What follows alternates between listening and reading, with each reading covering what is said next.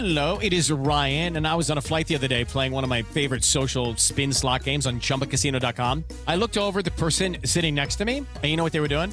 They were also playing Chumba Casino. Everybody's loving having fun with it. Chumba Casino is home to hundreds of casino-style games that you can play for free anytime, anywhere. So sign up now at chumbacasino.com to claim your free welcome bonus. That's chumbacasino.com and live the Chumba life. Sponsored by Chumba Casino. No purchase necessary. VGW Group. Void where prohibited by law. 18 plus. Terms and conditions apply. If you're a facilities manager at a university, you know students rely on the cafeteria for breakfast, lunch, dinner, and the occasional late-night snack. So when a dishwasher breaks down and dirty plates pile up, the mess hall can turn messy in the blink of an eye. Enter Grainger. With over 1 million industrial-grade products and fast delivery, the product you need now is never far away. So you can turn that dishwasher back into a lean, clean washing machine. Call, click Grainger.com, or just stop by. Grainger, for the ones who get it done.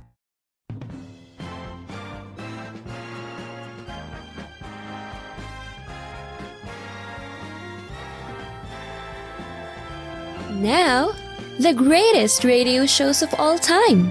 Suspense. The Shadow Node. Washington calling David Harding, counter spy. Classic radio theater. The Great Gildersleeve. Fibber McGee and Molly. Dragnet. Gunsmoke. The Lone Ranger. Now, step back into our time machine with your host, Wyatt Cox. Good evening, friends of the Inner Sanctum. A funny Sunday with episodes of Suspense, also an episode of Jack Benny, Henry Morgan with a quiz show from 1958 entitled Sez Who, also Bob Hope from 1945, and an episode of Superman. That's all straight ahead on this Sunday, second day of February, 332 days remaining till the end of the year. New Amsterdam incorporated on this date in 1653. Of course, that's now the city of New York. Alexander Selkirk rescued from shipwreck on a desert island on this date in 1709. That inspired the book Robinson Crusoe by Daniel Defoe. Arthur St. Clair elected the 9th President of the Continental Congress on this date in 1787 under the Articles of Confederation. In 1812, Russia established a fur trading colony at Fort Ross, California. 1848, the Treaty of Guadalupe Hidalgo signed, ending the Mexican-American War. In 1880, the first electric street light installed in Wabash, Indiana. And in 1882, the Knights of Columbus formed in New Haven, Connecticut. In Punxsutawney, Pennsylvania, on this date in 1887, the very first Groundhog Day observed.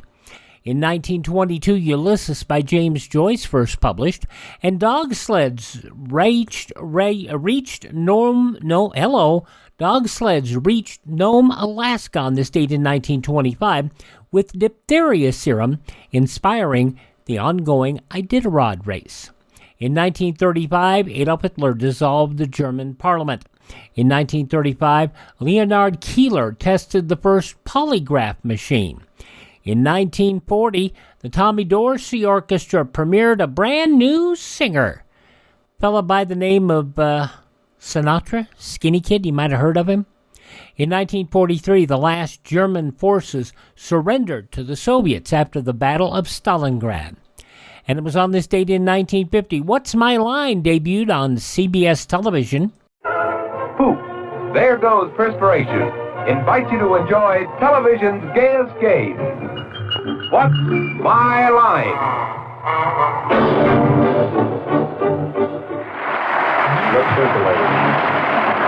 And now let's meet our What's My Line panel of well-known personalities whose lines you already know. First, the popular columnist whose voice of Broadway appears in the New York Journal American and papers coast to coast, Miss Dorothy Kilgallen.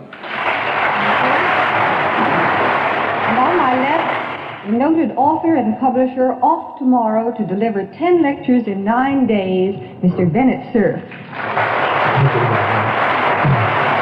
On my left is a winsome little lady who is always ready, willing, and gable. Miss Audrey Francis. On my left, I have our favorite comedy writer, Hal Chip Off the Old Block. And on my left, we have our master of ceremonies, who's starting a new show on traffic courts called What's My Fine, John Daly. Thank you, and good evening, ladies and gentlemen. Welcome to What's My Line, presented by Stoppette. Once again tonight, we're going to put our cameras close up on a few good folks who have come to us with interesting, varied, and we hope unexpected occupations, all of them hoping to baffle our panel over here and carry home some prizes. We'll also have a famous guest challenger before the panel a little bit later in the program. But now, to start things rolling, it's time for our experts to meet our first challenger, whose job they'll have to spot. So will you sign in, please? Of course, later on, the comedy writer Hal March would be replaced by another comedy writer, if you will, also a publisher. That would be Bennett Cerf. Now, the interesting part about that clip is that comes from an episode with only the audio surviving of the show from December 2nd of 1951. And the show premiered on this date in 1950. It would run for 17 years. It's amazing how many kinescopes of the show still survive to this date, thanks to Mark Goodson and Bill Todman insisting that CBS provide the kinescopes of the show, the films of the show. And what you may not know is that, the main way that we have some 50s and 60s TV shows is that for a period of time, they would film the shows off of television. And that's how many of these survive to this day. In 1971, Idi Amin replaced President Milton Obote as leader of Uganda. Reports surfaced on this date in 1980 that the FBI was targeting allegedly corrupt congressmen in the Abscam operation. Among those targeted, New Jersey Senator Pete Williams. Were there any allegations that you were involved in a bribe scheme, Senator? I know of no allegations of a bribe scheme. Have you ever heard of anything called Abdul Enterprises or something? I know Abdul. Involved in gambling in Atlantic City, Senator? No. Williams would be convicted on 9 counts of bribery and conspiracy to use his office to aid in business ventures. The Senate moved to censure and expel Williams, but following the censure vote, he resigned. He served 2 years of his 3-year sentence at a federal penitentiary in Newark, New Jersey. He served the remainder of his term at the Integrity House Halfway House, where he became a member of the board of directors until his death from cancer on November 17, 2001. Abscam breaking out on this date in 1980. In 1998, a Cebu Pacific Air DC-932 crashed into a mountain near Cagayan de Oro in the Philippines. We still don't have accurate numbers. Like I said, it's in the dozens. I would say it's under 100 bodies that we have already pulled out of the water. The total would actually rise to 104. Hillary Rodham Clinton sworn in as U.S. Secretary of State on this date in 2009. Among those passing away on this date in history of note, boxer John L. Sullivan, actress Anna Mae Wong, actor Boris Karloff, who, by the way, we always look at Boris Karloff as being this horror character. Boris Karloff had a wonderful sense of humor, and he loved to laugh. He did. Boris Karloff passing away on this date in 1969. Sex Pistols Sid Vicious passing away on this date. TV host Burt Parks also passing away on this date, along with actor Donald Pleasance. Gene Kelly, fine dancer, actor, director, boxer Max Schmeling. The Spinners, Billy Henderson. The band leader of the Funk Brothers, Joe Hunter. Also from The Fugitive, actor, director, screenwriter Barry Morse. And comedian Bob and Ray. And from Rocky, Carl Weathers, the guy who played Apollo Creed in the Rocky movies. Carl Weathers passing away a year ago today. Now, birthdays on this date include Eva Cassidy. And the songbirds keep singing, but they know the score. And I love you, I love you, I love you like never before.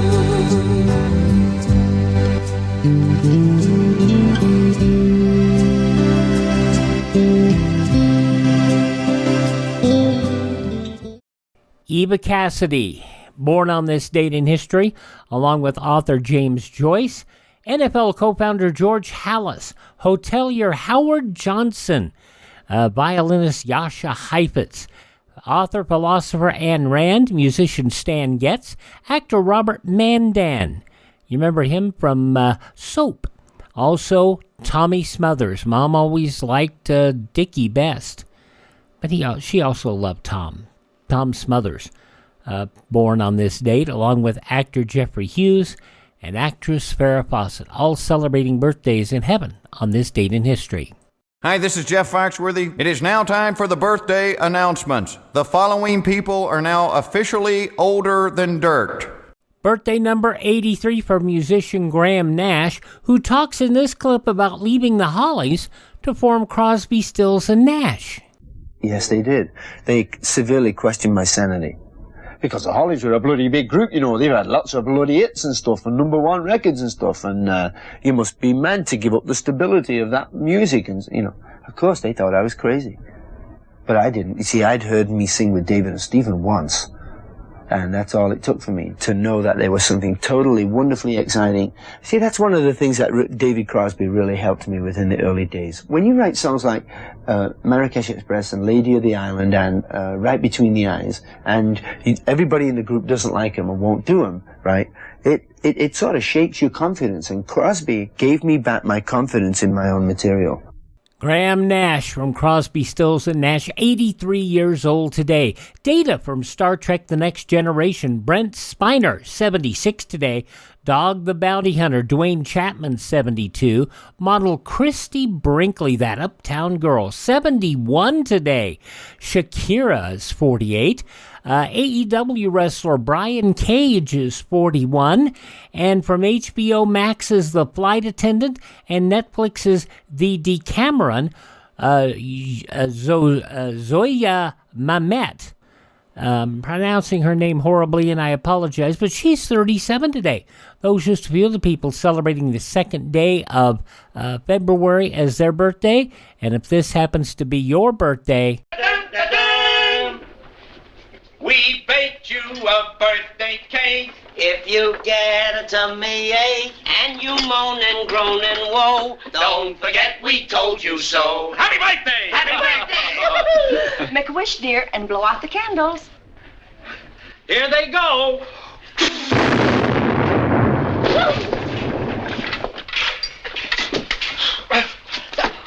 And I looked up her name. It's Jaja Mamet. Okay, so there's that. Okay, correcting my fluffing here. We're going to have an episode of radio's outstanding theater of thrills, Suspense.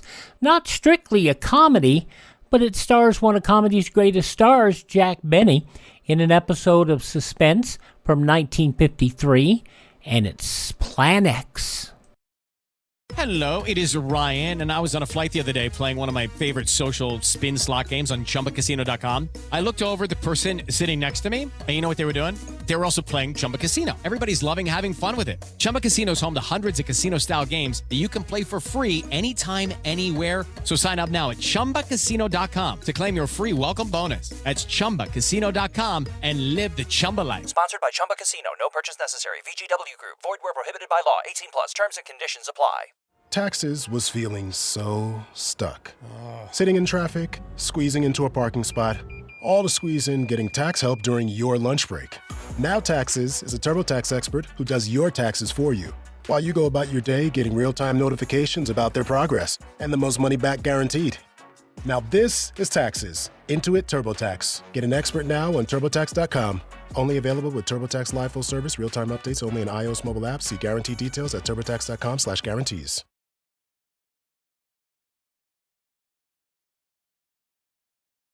This is Art Linkletter. In event of atomic bombing or some other catastrophe, here's something important to remember. It will help save lives, including your own. Do not use the telephone.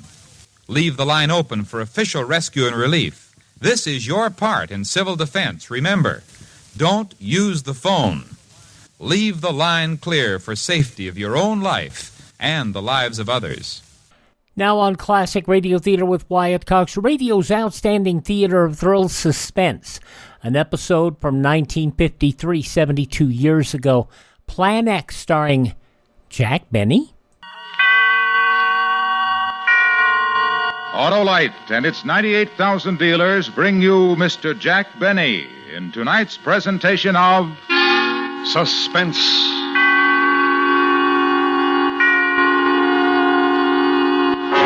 Tonight, Autolite, following a popular trend, anticipates the strange disappearance of experimental rocket ship Y-272B. The time, the year 2053.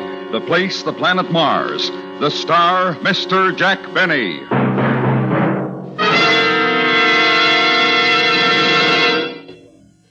Say, Hap, that was quite a speech you made last night. You were as dynamic as an Autolite Stay-Full battery. Oh, that's flattery, Harlow. And what a battery it is, Hap.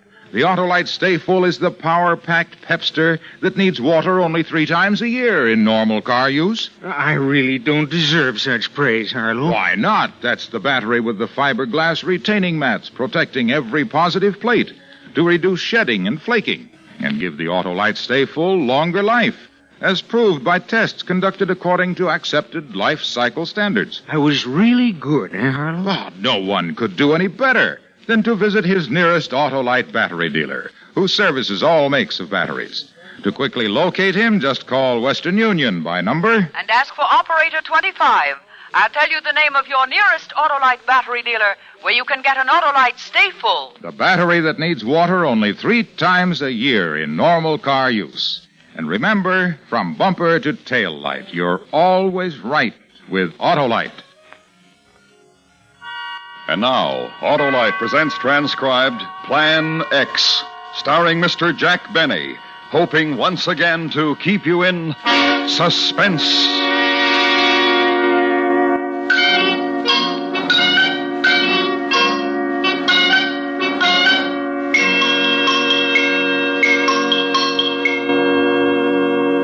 The card. Do you have the card yet? One more run through the machine. Toreg, when do you think the Earth rocket is arriving? Tomorrow. But if the Grand Council wanted the card before now, they should have asked me before now.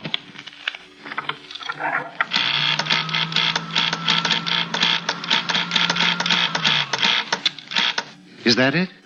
Let me see it. Here. 13756. Zeno. Assembly line worker. Atomic escalator factory.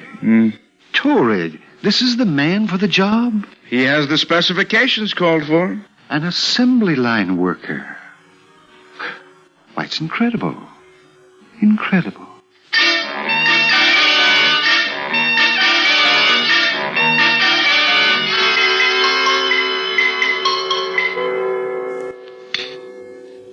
Yes? Yes? Right away. You may go in now, Zeno. The Grand Council is ready for you.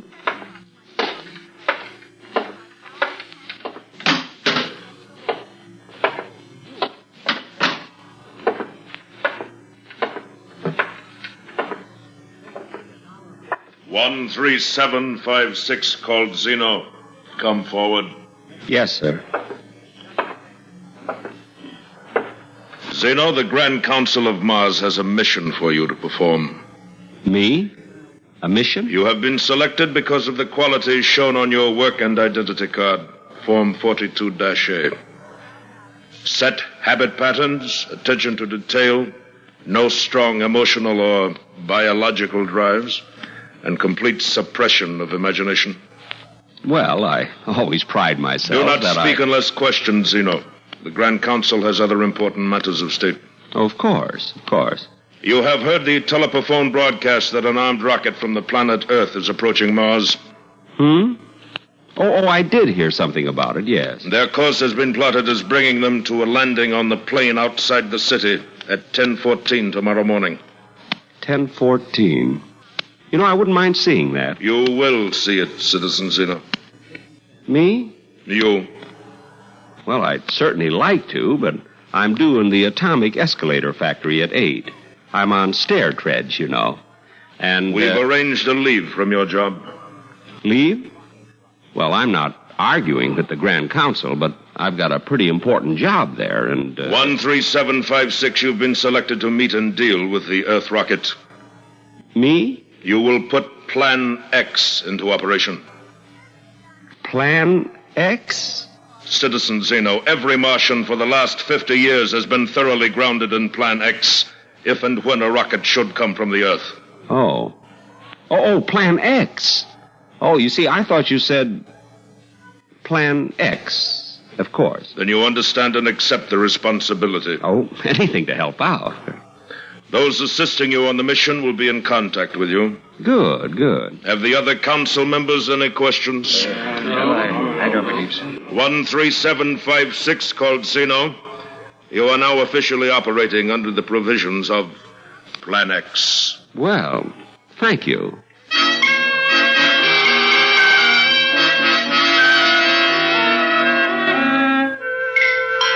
I took the aerial transmission belt directly home. Let them get along without me at the escalator factory if they could. Besides, it was almost quitting time. I went to bed early that night. Tomorrow was going to be a big day. Plan X. Out of the whole population of Mars, I was picked to carry out Plan X.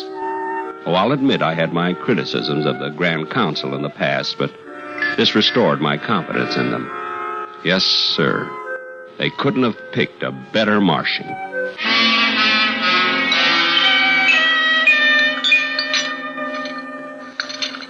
I think I'll have a second cup of ostrich, Mother. Zeno, you haven't time. You'll be late for the factory as it is. As I told you, Mother, I'm on leave. Orders of the Grand Council. Oh, yes, of course, Plan X. But will the Grand Council care if you don't get your job back? There won't be any trouble. They couldn't replace me in stair treads, and they know it. Pass the Gorot, will you, Mother? Here. But it's fattening, Zeno. Well, I got a hard task coming up, Mother. I owe it to myself. And you will be careful, Zeno. Oh, Mother, if I've told you once, I've told you 1,000 times. It's just an invasion rocket from that stupid planet Earth. So will you stop worrying? Ah, you're just like your father was, Zeno. Too brave for your own good. I am? Well, it's nothing, really.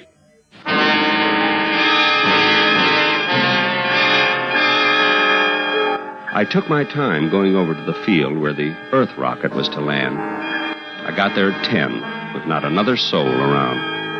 Another few minutes, and I had my pocket radar screen working. Yep, the rocket was coming in, right on time. Then I could hear it out in space, and soon after that I could see it, bearing our first visitors from Earth. Gee, I was thinking they must be a brave crew. I almost felt sorry for them.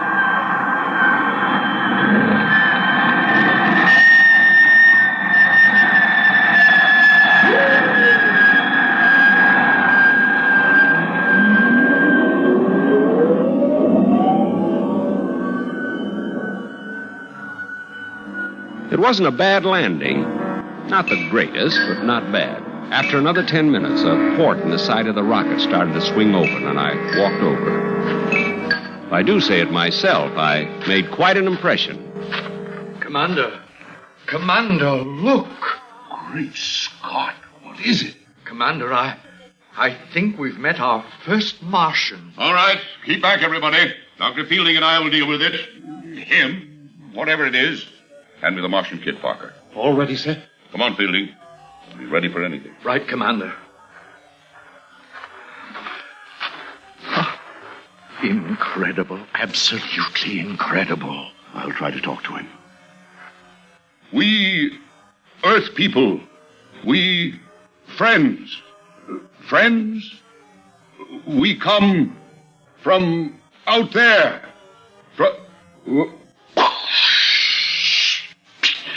Oh, blasted feeling. I feel like a fool. Let me try, Commander. We bring you presents. Here, We bring you beads, cloths of many colors. Take them. You wouldn't have something a little more conservative? Fielding. He speaks Esperanto. Incredible, incredible. Gentlemen, welcome to Mars. It's almost as if he was expecting us. Oh, yes, for some days now. Ever since you left Earth, as a matter of fact. You hear that, Fielding? Commander, we may very well be in the presence of a superior race. Well, thank you. You say you expected us? Everyone expected us? Oh, certainly. But you're here alone. Yes. Well, unfortunately, all other adult Martians are, shall we say, unavailable. For how long? Not wishing to pry, but how long are you staying? Well, they've taken to the hills, have they?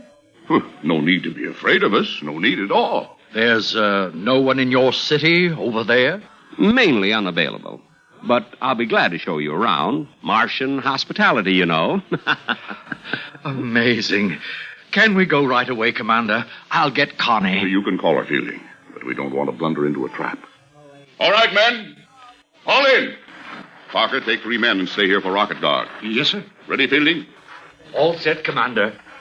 Connie, I want you to meet our first Martian. Dr. Fielding, I don't believe it. Miss Morrison, this is, 13756. Call Zeno. Miss Morrison, this is Zeno. How do you do? Well, how do you do? Incredible. But he's almost handsome in a strange way. And he speaks our language. Maybe a trick of some kind. Expedition Force, on to... It's a little difficult to pronounce. On to the city!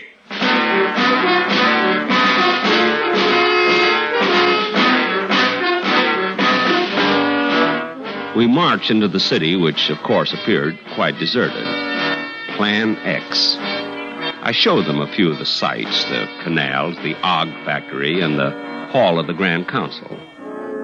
I was walking alongside of Connie, Miss Morrison, who was most unlike the women of Mars. I caught myself showing off, riding the aerial transmission belt with one hand. Finally, I took them all to the art museum. Oh, Commander, this place, this civilization, it's fantastic, fantastic. Look at this sculpture, Dr. Fielding. The line, the detail. I've never seen anything so beautiful. It's nothing, really.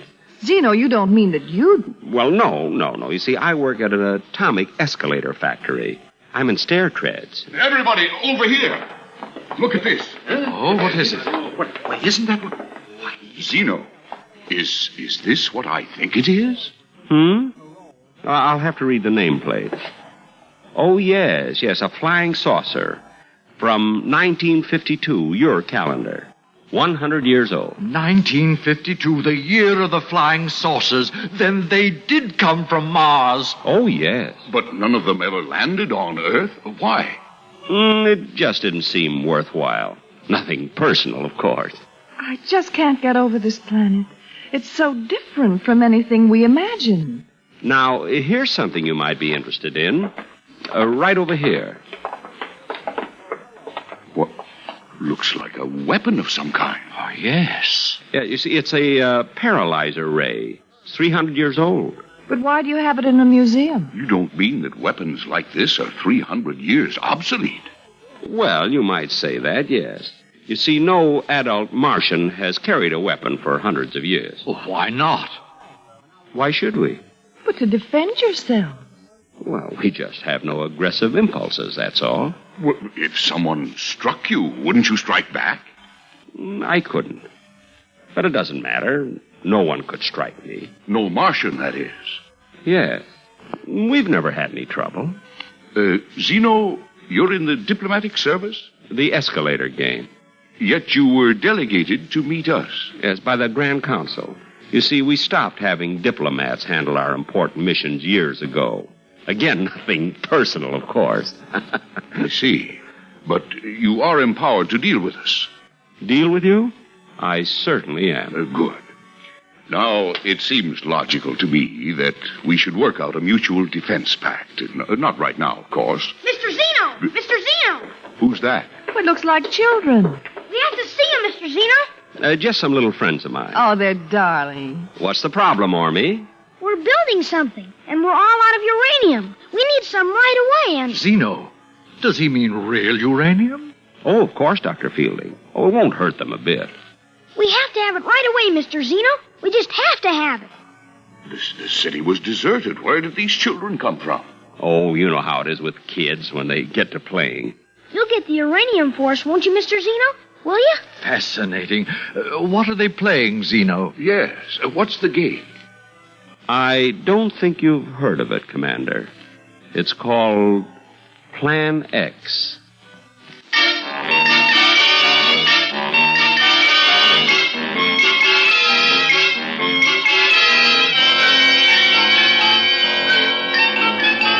Autolite is bringing you Mr. Jack Benny in Plan X. Tonight's presentation in radio's outstanding theater of thrills, Suspense.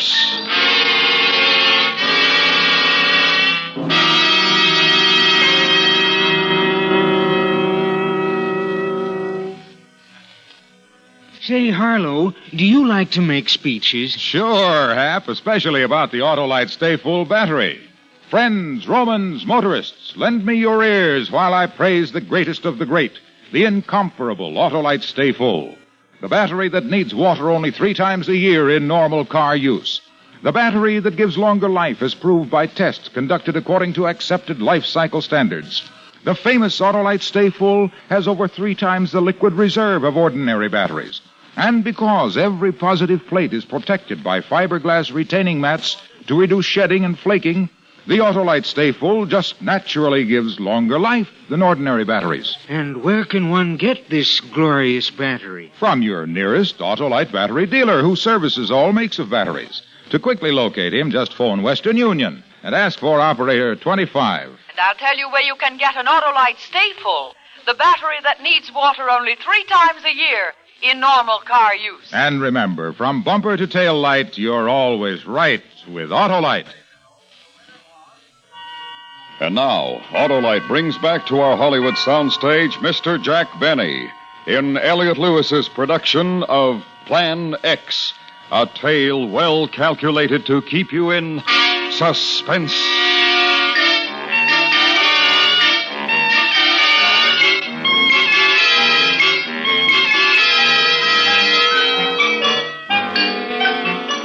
For the next week, I showed the Earth expedition around the city, signed a few treaties, and had several long conversations with Miss Morrison. Well, not too long, but I felt we were building a solid friendship. It was too bad it was coming to an end.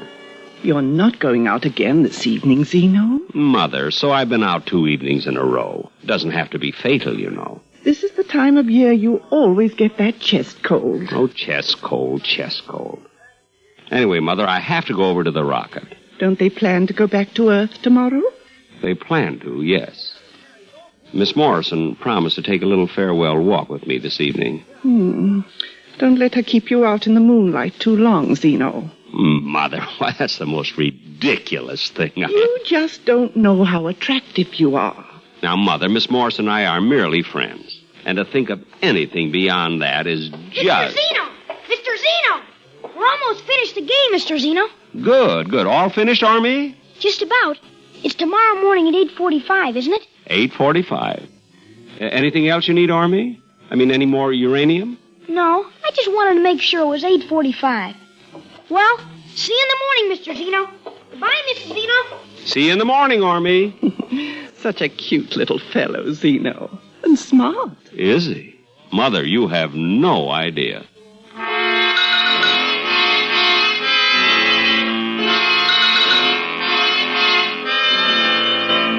The Earth expedition was camped beside their rocket, getting ready for takeoff the next day. Connie, Miss Morrison, waved when she saw me coming.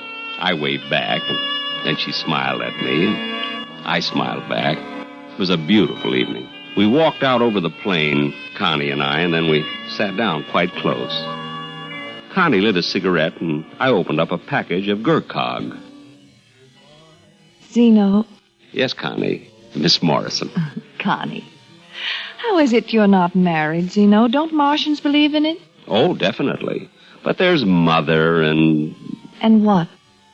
Connie, you don't find me a little bit strange? You mean because you're a Martian? Not exactly. You see, even to Martian girls, I'm a little bit strange. I find you very attractive, Zeno. Really? You're from a superior race? Well... The commander may not see it, but Dr. Fielding does, and I do. Your civilization, your culture, and you. Actually, I'm... What are the other Martians like? You know, I seem to feel there are people all around, watching, waiting, and yet we've seen only you. And the children, of course. Yes, and the children. They've been playing around the rocket all day. Yes. Zeno, what'll happen to this planet, this beautiful planet, when the next Earth rocket comes? And the next one? Connie. I'd almost like to stay here. Or I wish we'd never come. None of us. Connie, there's something I... What, Zeno? What is it? It's just that... It's getting cold. Maybe we better go back.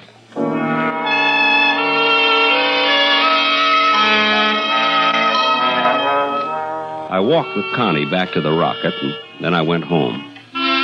There was a message on the autophonopad. The Grand Council wanted to see me at once.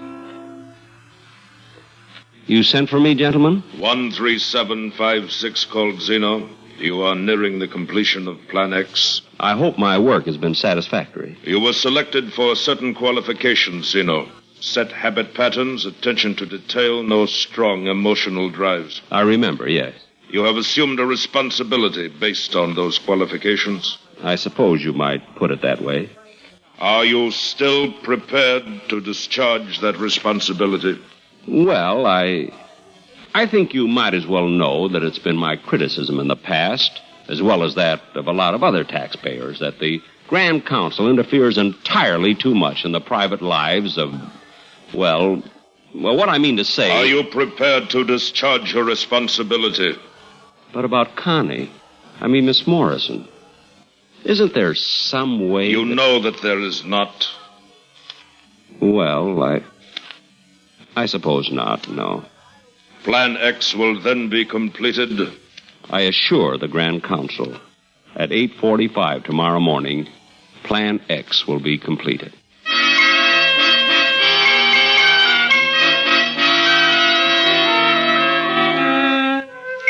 I didn't sleep well that night, and Mother was worried when I hadn't any appetite in the morning. She thought it was the start of one of my chest colds. Purposely, I didn't go out to the rocket until almost 8:40. They were blasting the motors, getting ready to take off.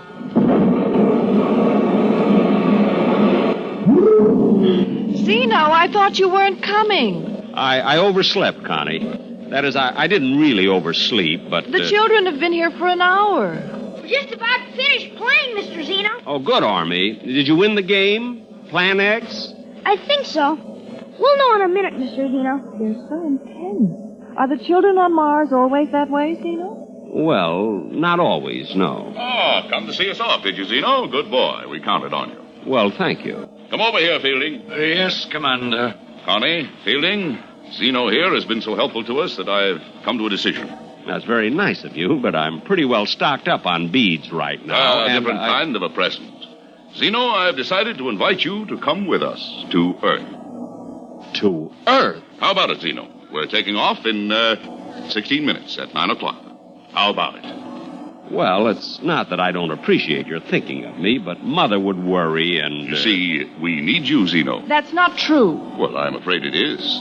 You see, I think Zeno is a much more important man than a worker in an elevator factory. Escalator. I'm in stair trends. And if we have Zeno along the next time we come back to Mars, we'd be much less likely to run into, well, an ambush. I'm afraid he's right, Connie. He's not right. How about it, Zeno? Thanks, but no. Commander, those kids, they've got some sort of a ray gun set off. Fielding. Is it real, Fielding? Wait, it looks like it, Commander. Get Zeno over in front of us, quick. Now they can't shoot without hitting him. Get your gun out, Parker. You mean the kids, Commander? If we have to, yes. Tell them not to fire on us, Zeno. I'm sorry, Connie. really sorry. Oh, it's all right, Zeno. Do what you have to do. Shall we shoot, Mr. Zeno? Have your gun ready, Parker. It wouldn't do any good, Commander. All right, Army. Plan X.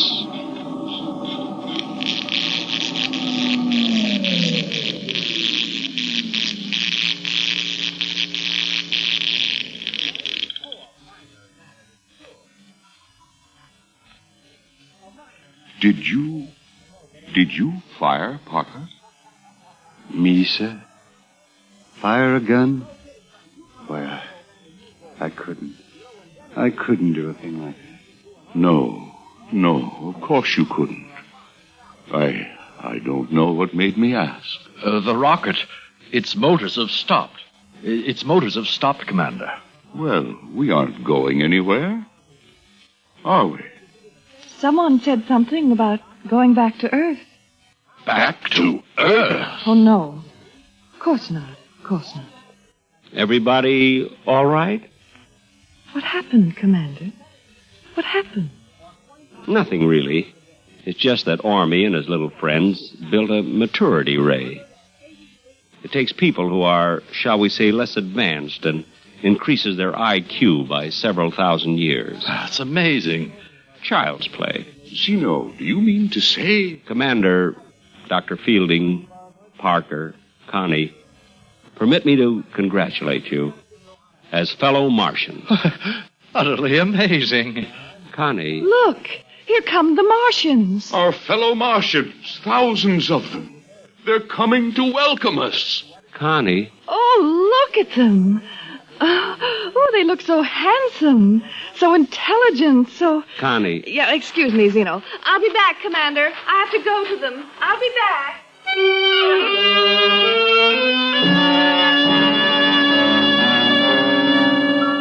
Well, she did like me for a while. Before Plan X. But she did like me. Even just for a while. That's something, isn't it?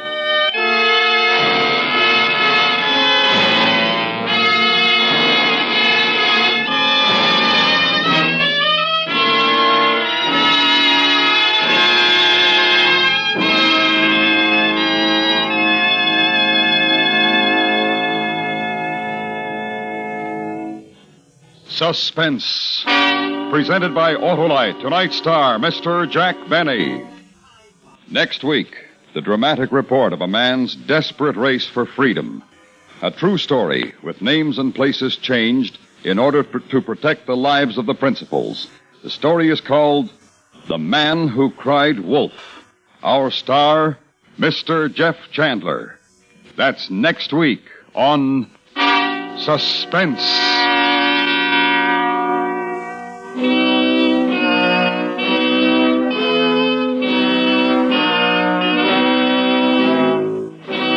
Suspense is transcribed and directed by Elliott Lewis, with music composed by Lucian Morowick and conducted by Lud Gluskin. Plan X was written for Suspense by Richard Powell. Featured in tonight's cast were Mary Jane Croft, Norma Varden, John McIntyre, Truda Marson, Howard McNear, William Conrad, Jack Crucian, Joseph Kearns, and Stuffy Singer.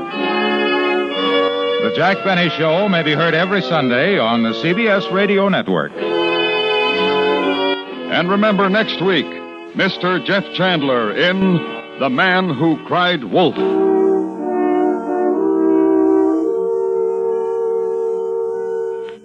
The 1953 March of Dimes has nearly passed by. If you haven't given your dime or dollar to help in the crusade against polio, why not do it now? Send your contribution to your local March of Dimes headquarters.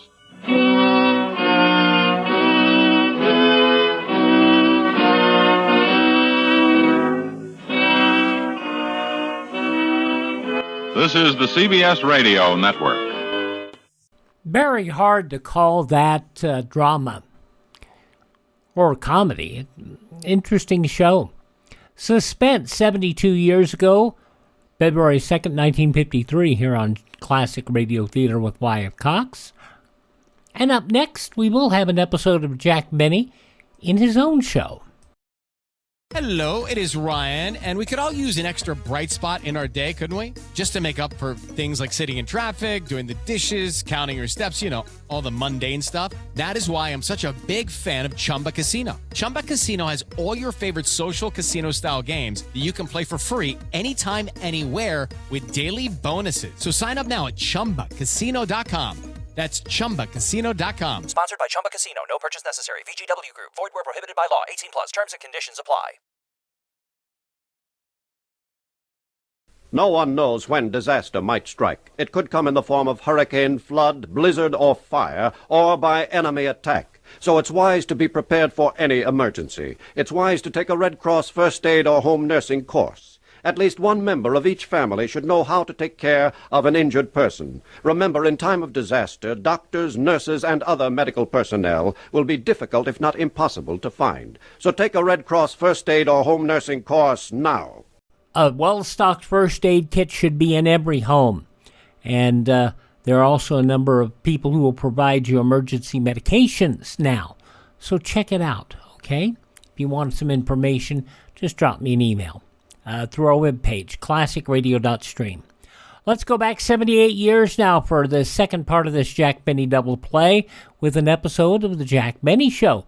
78 years ago, February 2nd, 1947. The Jack Benny Program. American.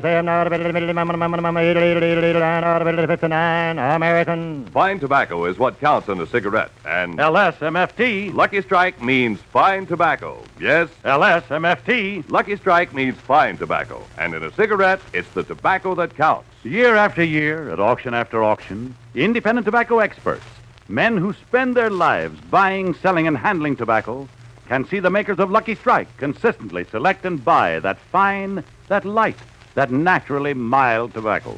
Fine, light, naturally mild tobacco. Real Lucky Strike tobacco. Fine tobacco that means real deep down smoking enjoyment for you. So smoke that smoke of fine tobacco, Lucky Strike. So round, so firm, so fully packed, so free and easy on the draw.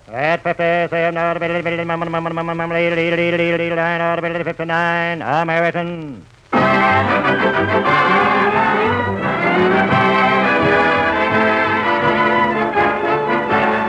The Lucky Strike program starring Jack Benny with Mary Livingston, Phil Harris, Rochester, Dennis Day, yours truly, Don Wilson, and our guest stars Victor Moore, Peter Lind Hayes, and Frank Capra.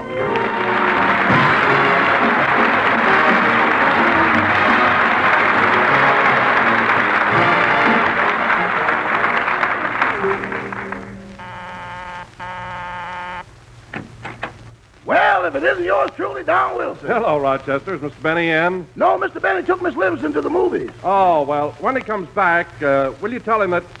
Say, Rochester, did you bake a cake or something? I smell melted butter. Oh, that. Well, you see, every time Mr. Benny goes to the movies, I make him a bag of popcorn. That's ridiculous. Why doesn't he buy it at the theater? With butter and everything, it must cost more to make your popcorn at home. Theoretically, yes, but actually, no. What do you mean? Well, I make 2 bags, and he sells one of them to Miss Livingston. Oh, I see. Well, in that way, you break even. Break even? Since the OPA went off, we're showing a profit. But, Rochester, don't you take a loss on the kernels that don't pop? Mr. Benny will pop them if he has to take them to a blast furnace. Well, as long as Jack isn't home, I think I'll run along. If you care to wait, he ought to be back any minute now. They went to the neighborhood theater.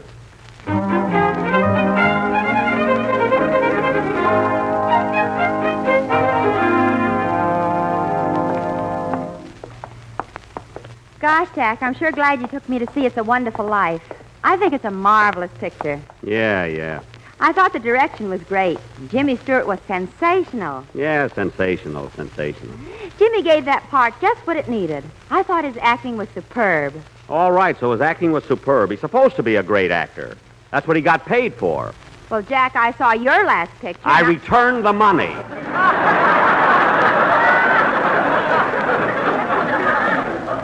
So don't be so smart.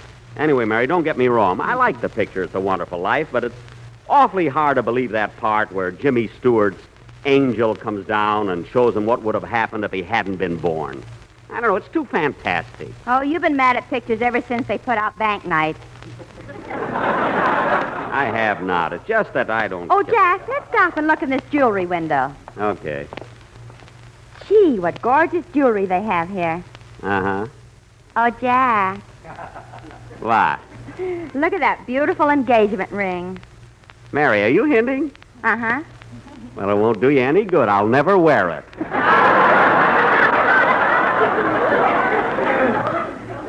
Come on, Mary, let's go. No, I want to look at all these things in the window. Okay. Oh, Martha. What is it, Emily? Isn't that Jack Benny standing over there? Well, I declare. My, but he's handsome. Every time I see him, I get weak and wobbly all over. Oh, Martha. It's the truth, Emily. He really sends me. And if I was 20 years younger, I'd go.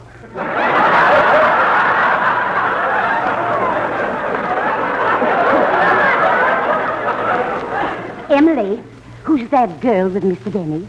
Why, that's Mary Livingston. Look how tight she's holding on to his arm. I'd like to go over and pull her hair out. Oh, stop being so irritable. You've been acting like this ever since Van Johnson got married. You should talk, Emily.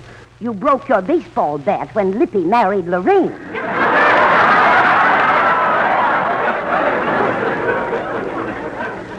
Anyway, I think Jack Benny is... Quiet.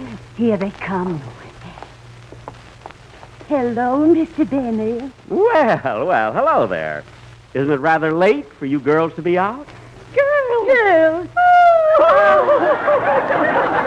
Come on, Mary. Let's go.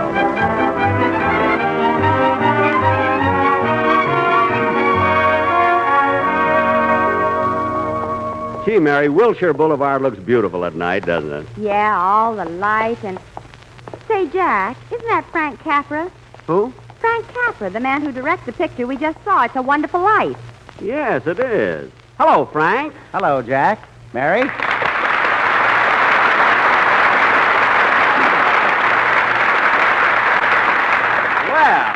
Well, this is a coincidence, Frank. We just came from seeing your picture. Really? I go to that theater every day. You go to see your picture every day? No, I just go for the newsreel. I love to hear the governors of Georgia talk. Oh, I see. Mr. Capra, I want to congratulate you on your direction of It's a Wonderful Life. I thought it was great. Thank you, Mary. How'd you like it, Jack? Oh, I thought it was fine, Frank, but that part about the guardian angel was just a little too unbelievable. Well, Jack, in the picture I didn't try to show what did happen. I tried to show what could happen if someone had never been born. I know, For example, what do you think would have happened if you'd never been born? Well... There'd be a lot more money in circulation. Mary, stop. But all in all, Frank, I did think it was a very entertaining picture. I'm glad you enjoyed it, Jack. Well, I have to run along now. Oh, just a minute, Frank. I'm glad we ran into each other because I've been wanting to talk to you about a picture for me. For you?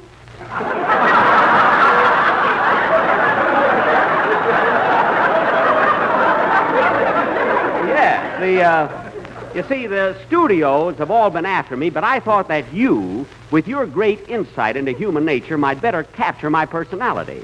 Jack, I'm late already. Think of it, Frank, think of it. Frank Capra presents Jack Benny in King Lear. Then there's a tremendous blast of trumpets, and the scene opens with me in royal robes walking majestically toward the throne. Can't you just see it, Frank? Can't you? Can't you? Jack, let go of his collar. His face is turning blue. Oh, I'm sorry. Wow. Well, smog or no smog, it's good to be breathing again. What? Well, so long, King Lear. See you later. Goodbye, Mary. Goodbye. Goodbye, Frank.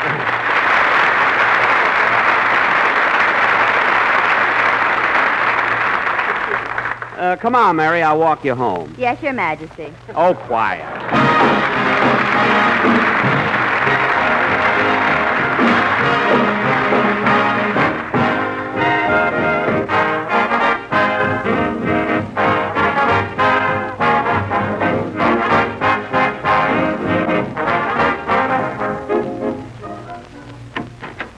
Rochester! Oh, Rochester! Is that you, boss? Yes. Mr. Wilson dropped by, but I told him you were at the movies and he wouldn't wait. Oh, well, I'll see you tomorrow. Come here a minute and... Rochester, what's that penny on the table? Huh? Oh, while Mr. Wilson was here, he stepped into the bathroom and weighed himself.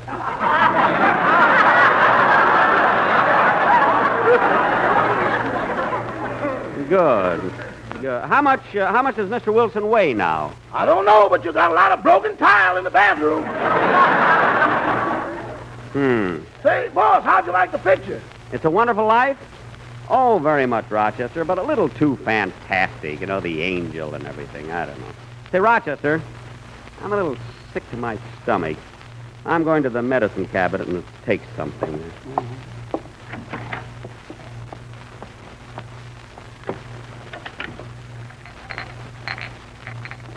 There it is. A couple of swallows of this, and I'll feel much better. This ought to fix me up. Oh, darn it, I dropped the glass. Well, I'll just drink a little out of the bottle and... Oh, my goodness. Look at that label. This is iodine. I almost poisoned myself. Oh, boy, am I glad I dropped the glass. What a lucky accident. That was no accident, Jack. Huh? I knocked the glass out of your hand. You knocked the... Wait a minute. How did you get in here? Who are you? I'm your guardian angel. What? My guardian angel? Yes, I've been watching over you all of your life. I've guided you and I've protected you. Guided me? Protected me? Yes, I've governed every move you ever made. Oh, you mean it's you who kept me from spending my money? No, you've done pretty well with that yourself. Thank you. But you saved my life and you don't even know me. Oh, you're wrong, Jack. I know everything about you. Remember when you were 7 years old, you broke a window and you blamed it on your sister, Florence? Yeah. Yes, that's right. And remember when you were 10 years old, how proud you were when you put on your first toupee? That was for a school play. Well, the play is over. Take it off. Say, you do know a lot of things about me. Well, Angel, it was nice of you to save my life, and come again sometime. Huh? Oh, I can't go yet, because you see, I was sent down here to prove something to you. Prove what? I'm going to show you what would have happened if you had never been born. You mean like what I saw in the picture tonight? Yes. Come with me. No. I'm not coming with you. No, sir, I'm afraid. Oh, you're nothing to fear. Come on now, come on. I'm not coming with you. Let go of my arm. Let go of my arm. Rochester! Rochester! That's funny. Rochester! You have no Rochester. What do you mean I have no Rochester? You've been my butler for 10 years. No, he hasn't. You've never been born. You mean there's no Jack Benny? That's right. Now come. Come with me.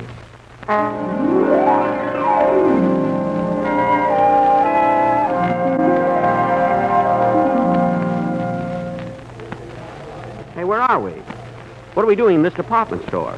This is the May Company. Oh, yes. And there's Mary behind the stocking counter, like she used to be years ago. What is she doing back here? She never left here. You see, you were never born to take her away. Gee, she looks good. Well, of course, she's been eating regularly. Oh, this whole thing is crazy. I'm going over to Mary and ask her myself. Oh, Mary! Mary! Yes, sir? What can I do for you? What are you doing behind the stocking counter? Why aren't you on the radio? Well, that's a new approach.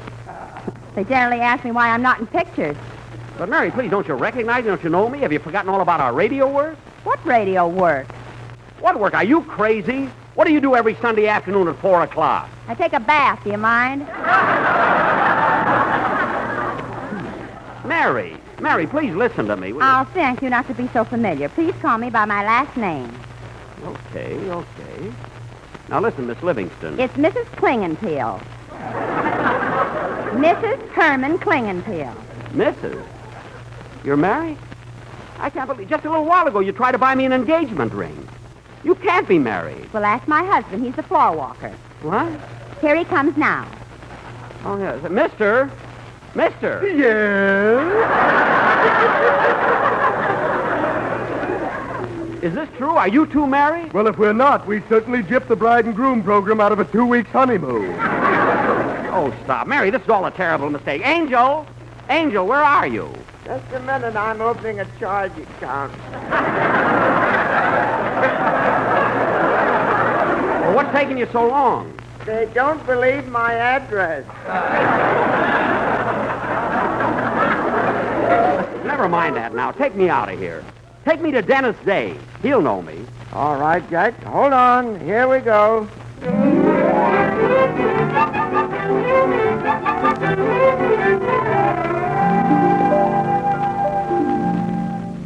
Angel, what are we doing here in New York City?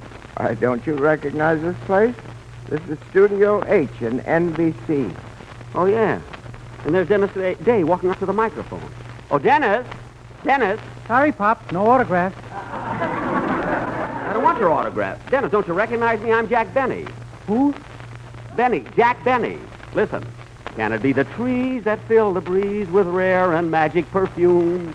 I don't know about the perfume, but your singing stinks.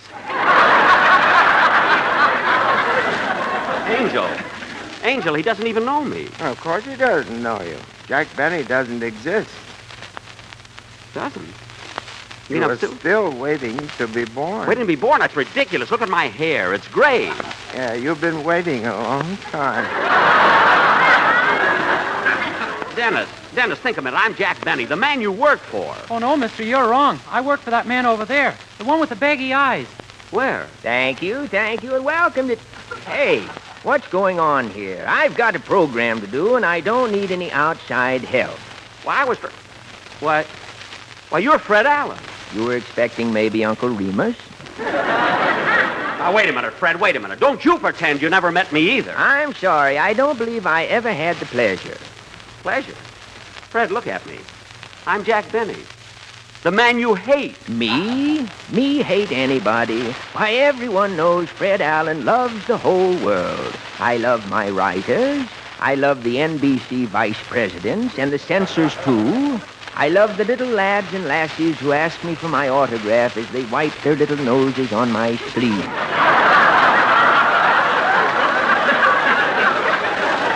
And believe me, sir, I love you, too.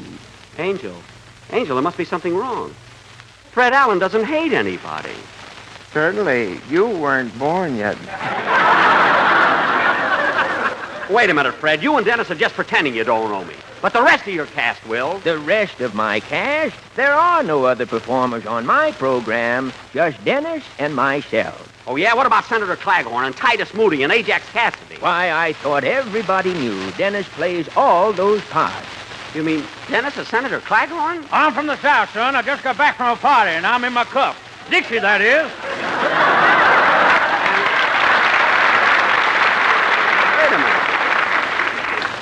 Wait a minute. And he's Titus Moody? Howdy, Bub.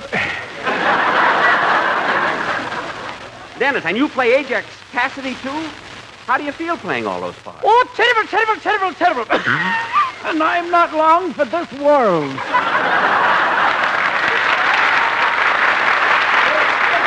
cut that out. Angel, there must be someone who knows me. I know. Take me to see Don Wilson. He's worked for me for 14 years. He'll remember me. Don's been with me through thick and thin. All right, Jack, I'll take you to see Mr. Wilson. Gee, you're such an obliging angel. Don't you mind taking me from one person to another? No, I get mortal to mortal pay. Oh, good. Well, come on, let's go.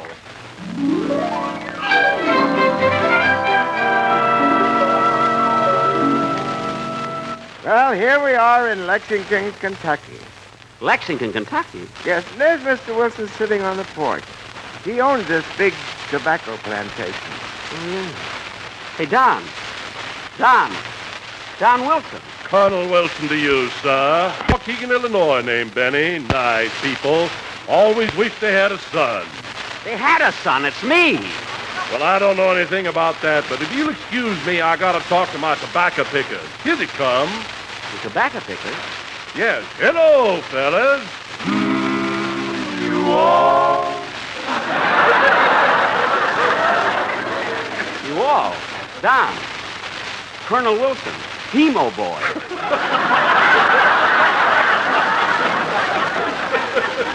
That's my quartet, the Sportsmen. I don't know anything about a quartet, sir, but these boys are happy in their work picking that fine, that light, that naturally mild Lucky Strike tobacco. Don. And they keep singing all the time, always singing. Way down upon the Swanee River, far, far away. LSMFTO, There's where my heart is turning ever. There's where the auctioneers play. Where Effie Boone and Speedy Ring learn to sing and chant. LSMFTO, there's where my heart is turning ever. There's where the old folks stay.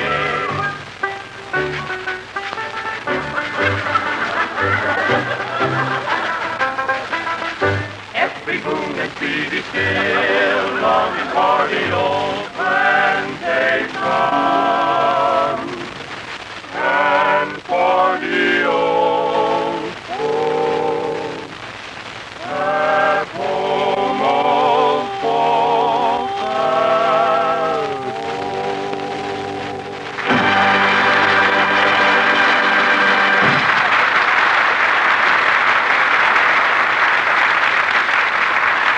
Fellas!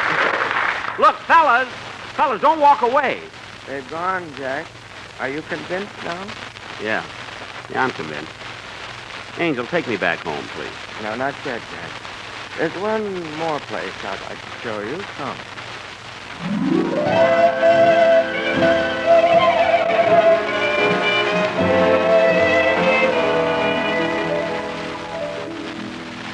Where are we?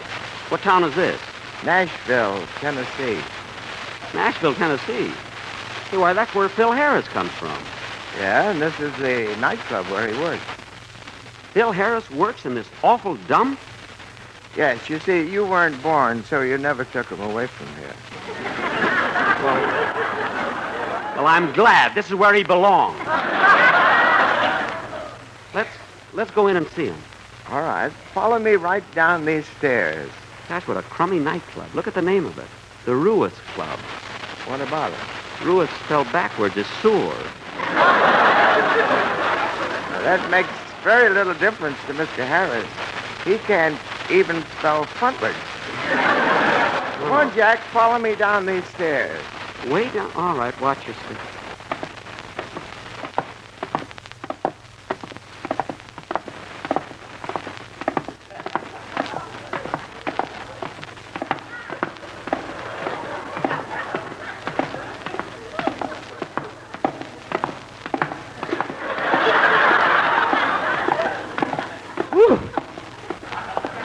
Let's rest.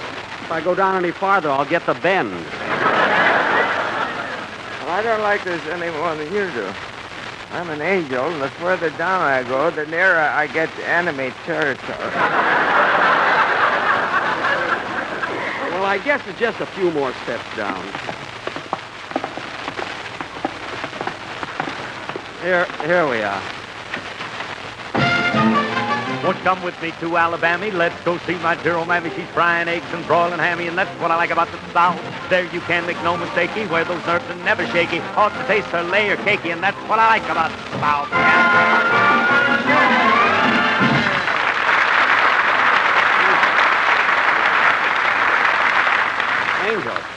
Angel, isn't that awful? Yes, that's why we send you so much thunder. We're trying to drown him out. Thanks. Well, folks, here I am again, your favorite master of ceremonies, Phil Harris. Funny thing happened to me today, folks. Guy walked up to me and said, Mr. Harris, where'd you get that black eye? So I told him it was a birthmark, and he said, a birthmark? And I said, yeah. I got the wrong birth.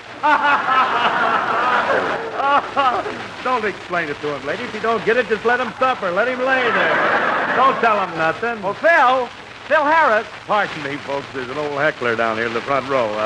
Yeah? What do you want, Bob? Phil, look at me. Look at me, Phil. Don't you recognize me? I never saw you before in my life, Buster. But I'm Jack Benny. I'm your boss. What do you mean, boss? I own this joint myself. Lock, stock, and demi-john. That's barrel. Don't tell me what to keep my bourbon in. All right, so you don't work for me, but what does Alice think about you being here? Who? Alice Faye, your wife. Alice Faye, the moving picture star, married to me? Yes. Hey, waiter, what's the idea of selling this old gentleman more than one zombie? Look, I'm not drunk. Aren't you married to Alice Faye? Of course I ain't. That's my little wife right over there. Hey, baby, come here. I'd like you to meet someone. Any friend of yours is a friend of mine, talent boy. Well, wait a minute. You should know me. You're my girlfriend. You're Gladys Zabisco. Gladys Zabisco Harris, if you please, and I never went out with you in my life. Look, honey, maybe you went out with a guy on a blind date. I'd never get that blind.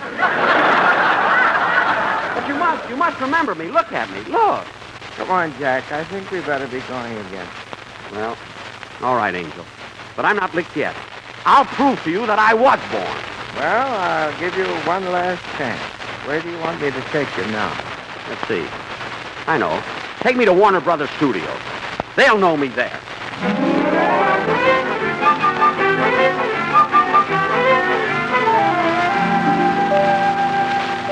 Well, Jack, here we are at the studio. Yeah, and there's the executive officer. Let's go in and see the Warner Brothers. See, listen to him laugh.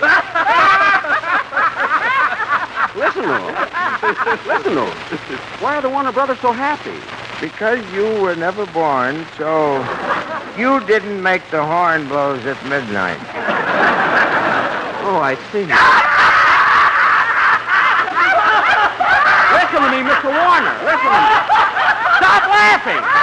Stop laughing. Quiet, quiet, quiet. Where do they go? Where do they... Oh, Angel. Angel. Angel, where are you? Here I am, boss. Huh? Oh, hello, Rochester. I rushed in here when I heard a glass crash. Oh, yes. I just dropped my medicine. Your medicine? The boss, that bottle in your hand is iodine. I know. I was just putting it back. Thanks, Rochester.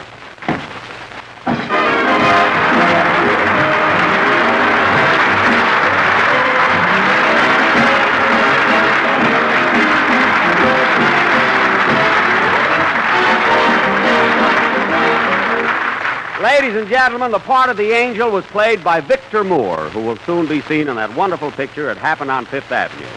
Fred Allen was impersonated by Peter Lynn Hayes, while Frank Capra appeared through the courtesy of Mr. Capra. The bottle of iodine came from the corner drugstore.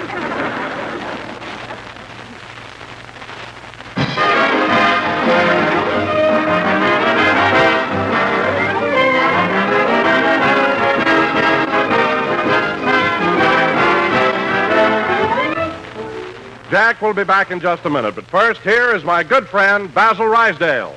As you listen to the chant of the tobacco auctioneer, remember LSMFT.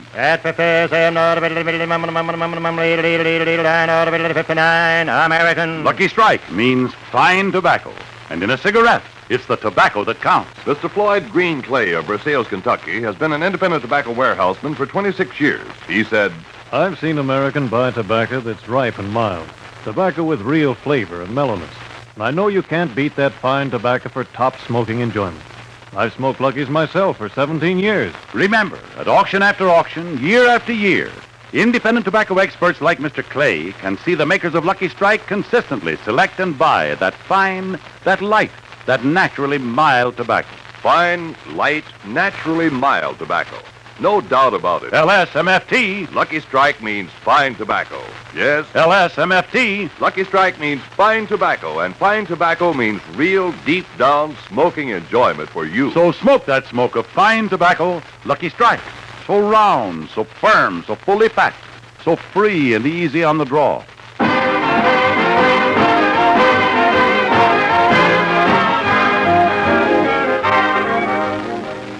Say, Rochester, have you ever had a feeling that there's somebody watching everything you do?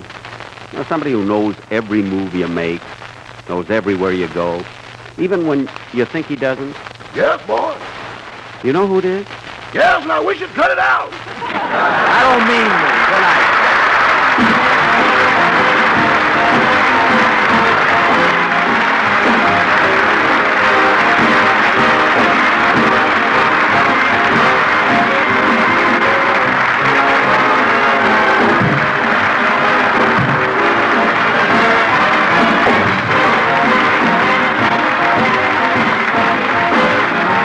This is NBC, the National Broadcasting Company.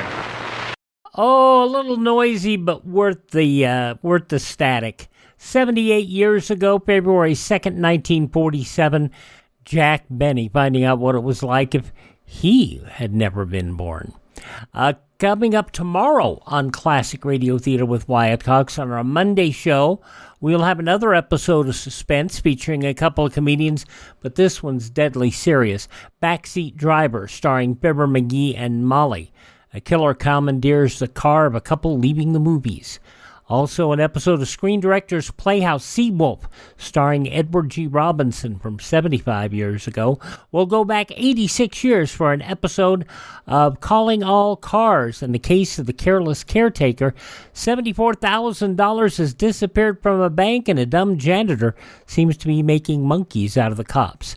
And we'll have Bob Bailey with an episode of Yours Truly, Johnny Dollar, and the Kirby Will Matter.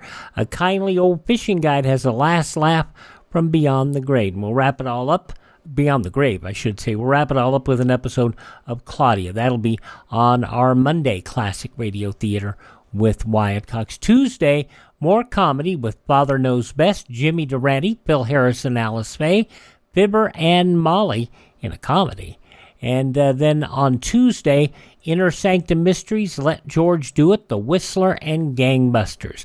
It's all coming up on the next few days here of Classic Radio Theater with Wyatt Cox. By the way, we had Plan X earlier. You do know that we have a short synopsis of all the episodes of Suspense that Jack Benny had a starring role on, all 4 of them. That's at classicradio.stream. Coming up next, we'll have an episode of Sez Who. Who? Me. That's who. Hello, it is Ryan, and I was on a flight the other day playing one of my favorite social spin slot games on chumbacasino.com. I looked over at the person sitting next to me, and you know what they were doing? They were also playing Chumba Casino. Everybody's loving having fun with it. Chumba Casino is home to hundreds of casino-style games that you can play for free anytime, anywhere. So sign up now at chumbacasino.com to claim your free welcome bonus. That's chumbacasino.com and live the Chumba life. Sponsored by Chumba Casino. No purchase necessary. VGW Group. Void where prohibited by law. 18 plus. Terms and conditions apply.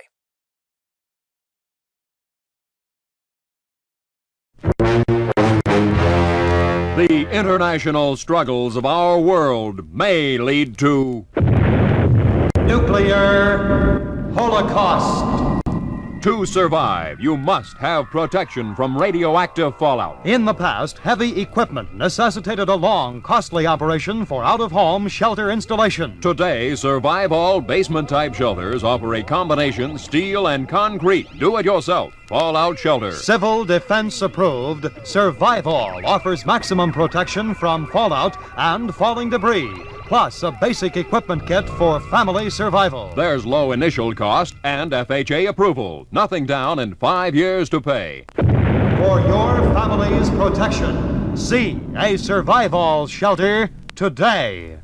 The Survival Company's out of business, but I think it's always fun to listen to those and realize the fear marketing that they were engaging in at the time. Classic Mad Men type of stuff.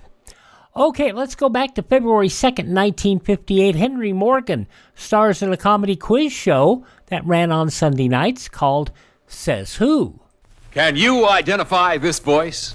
As office boy, I made such a mark that they gave me the post of a junior clerk. I served the writs with a smile so bland, copied all the letters in a big round hand. In the next half hour, you will hear the voices of some of the world's best-known personalities on radio's newest, most exciting fun game, Sez Who.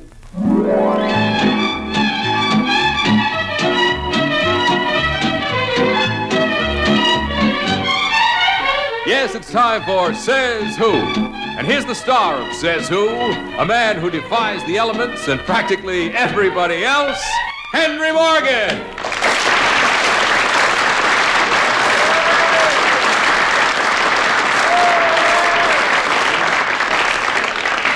I tell you, there's one thing I admire. It's optimism. Thank you very kindly for yours. We have an interesting panel ready to play Sez Who, but before I introduce them to you, let's listen to this message. Did you fill up the gas tank of my swept-wing Dodge? Yes, I did. That'll be 80 cents. She didn't need no oil or nothing. Okay, wipe off the windshield, will you? Yeah. Hey, this is some big windshield, boy. Yes, it's a Dodge picture window windshield. I can't reach the middle part, right up there where it curves back. Hold my ankles and boost me out on the hood. All right, up you go. My, this is a big car. I still can't reach all the windshield. Well, just walk out on the hood and finish it up. Okay. Boy, you must be rich to own a big car like this. Well, actually, Dodge costs less than 59 different models of the low-price field. I just got all the car I was paying for. I forgot my squeegee. Here it is. Why, I could afford a Dodge. Come on, we'll see a Dodge dealer. Well, put up to the pump and I'll swing down. Now let's meet our panel. An optimistic little group. First, Mr. Joey Adams. Well, Mr. Henry Morgan. Yes, nice to have you aboard. And, Dagmar. Hello, everybody. Lovely to have you aboard. Thank you. Mr. Orson Bean. Let's squeeze the whole show into 20 minutes, Henry. I'm working as fast as I can. Next to Mr. Bean is Hermione Gingold. Yes. Can't go any faster than that. That's our panel.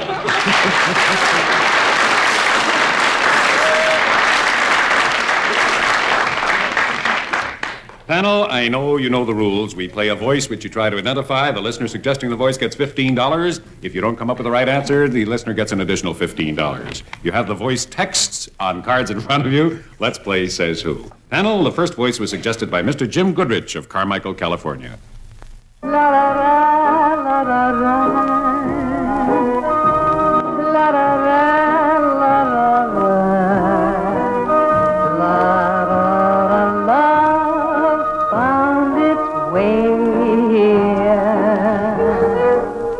May we have the identification of that voice, please? Few people know that this glamorous movie star can sing. You were listening to the voice of Ava Gardner. Shall we play a bit of Sez Who? Joey Adams, let's start with who? La-da-dee, la-da-da. What language is that? That's just known as lyrics. Those are no lyrics. But and if they are lyrics, would I know who they are if I had the lyric? Joey, on my piece of paper, does not say whether she is singing or not. I have what you have, la-da-da-da, and we go to Dagmar da-da. Is she about my size? Well, honey, you mean up and down? Well, any way you want to look at it. I mean, is she as tall as I am, or No, this is as tall as Joey? About Joey's size. Does she know Xavier Cugat? Now, how would I know a thing like that? Oh, I see what you're getting at. No. She wouldn't. Is she in show business? Yes. Is she a singer? No. That's what I figured. Who is it, folks? They saw the card. Well, let's see. Is she fat? No, dear. She thin? She's nicely done. And we go to Orson Bean. Is she as anything as Dagmar? Yes. Oh, I have a clue. Let's see. Does she know Ricardo Montalban? It's all right with me. I do not know who she knows. You don't know whether or not she knows Xavier Cugat, though. I know. She doesn't know Xavier Cugat. This lady is not primarily a recording star. She is not. Is this lady primarily a film star? She is so. She sings good, Henry. For a film star, yeah. Yeah. She might record. If I had a small company, I might throw her a number or two, see how it went. Why don't you get in touch with her after we find out who it is? I wouldn't want to go for much money, but I figure if we could make one cheap enough. Well, while you're a mercenary He's in the record business. Let's go to Hermione Gingold. Yes. You're very amiable this evening. La-di-da-da, etc., it says here, is that the actual lyric, or is it because she has forgotten what the lyric is and is ad-libbing? As a matter of fact, this girl had it on cue cards, as I recall. Is she a great star in films? Makes a lot of money. And has she been in the news a lot lately? no more than usual. And we go I to... think I know who it is, but you can guess. Whisper to me, honey, I'll Miss tell. Gingold hit Mr. Bean, whose turn it isn't. It's Joey. I'm going to hit Dagwood here, Dagmar. What, I look like a sandwich, honey? I He would thinks like I'm a to sandwich, say- folks. I would like to say that this is the first time, it is the first time in history that this lady has been mistaken for a sandwich. Joey? Now, let's recapitulate. Beg your pardon. I'm game. Now, let me see. She doesn't know Ricardo Montalbatten and Xavier Cugat, right? She's built like me. Hardly. So that's what you said. Dagmar said, is she like her or like me? And No. you said more like me. Just in height. Just in height? Oh, yes. How about in depth? In depth, she's got it all over you, kid. I have an answer that can turn this place into a garage right now. The girl on the screen that has not been in the news lately, she doesn't know Montalbatten or Cugat, and she's about my height You know, if in we had length, if but we- different in width, right? If we had the time, I'd like to discuss this mountain battle with you. Well, ding dong, the question's dead. With all those clues from Joey, I think I know the answer, but you tell it. You got a hope? No. You've lost anyway. All right, you Because we're tell going to send $30 to Jim Goodrich in Carmichael, California. That was Ava Gardner. Really? Yes, and now you know. She's much shorter than me. Joey, I've never seen her in the flesh. Why? She's always in Europe, that's why. Well, I've never seen her in Europe either. I had a dream that I was going with Ava Gardner, but it turned out to be a lousy relationship. Would you like to take back that word relationship? Roy E. Olson suggested this next voice. He's from San Francisco, by the way. No one was ever more vilified than I have in the press. I have 260 cartoons in my office, in the press of this country. And when I got a little time, I read them, and I have a few laughs. May we have the identification of that voice, please? That was the voice of the well-known president of the American Federation of Musicians, James C. Petrillo. Let's play a little Sez Who. Dagmar, you want to start? Listen, has he got any nicknames like Poopsie or Cuddles? How's that go? Does he have any nicknames like Poopsie or Cuddles? Boy, if he does, it's going to be a shock to the universe. Well, then he's a politician? No, not really. He's not. Is he a writer? No, Is he an actor? no. That's all I know. It's like playing charades, isn't it? Let's go to Orson Bean. This fella says he's been vilified in the press. Yes, he did. He really has been vilified? Sure, he's been vilified. He said he's been vilified. I read about a fellow was caught in the press over at the New York Times, and it was a dilemma because they didn't know if he was fit to print. Orson, you got 1 million of them tonight, honey. 1 million of them. I wish he'd start with one. Did with me. Go ahead, Orson. You're getting nowhere. This fellow says he sits around and reads cartoons. He's sitting there on his wall, I think. And we go to Hermione Gingold. Is he illiterate, like me? Well, he's literate to an extent. I don't know. He isn't I'd rather not answer that question. You'd rather not. Is he a columnist? No, dear. Oh. Would I have heard of him? You've heard of him, and we go to Joey Adams. Everybody's talking about him being vilified. What means vilified? Reviled. Really? I think we're better off with vilified. This guy's been reviled, right? Yes, they have said unkind things about him, is what he's talking Well, then what is he laughing about? He says he's laughing all the time. He laughs at the cartoons. That are vilifying him? Sure. Then what is he angry about? If he's laughing at it, it amuses him, he should be very happy he's relified or vilified. He's essentially a very happy man. He's a happy man? Yes. Is he in show business? He's connected with it. He's not he's connected with it? Remotely. Is he producer? No. Director? No. Actor? No. Musician? Yes. Does he play an instrument? To be honest with you, he did. He did? Is he a band leader? No. And we go to Dagmar. Is it Petrillo? Yes.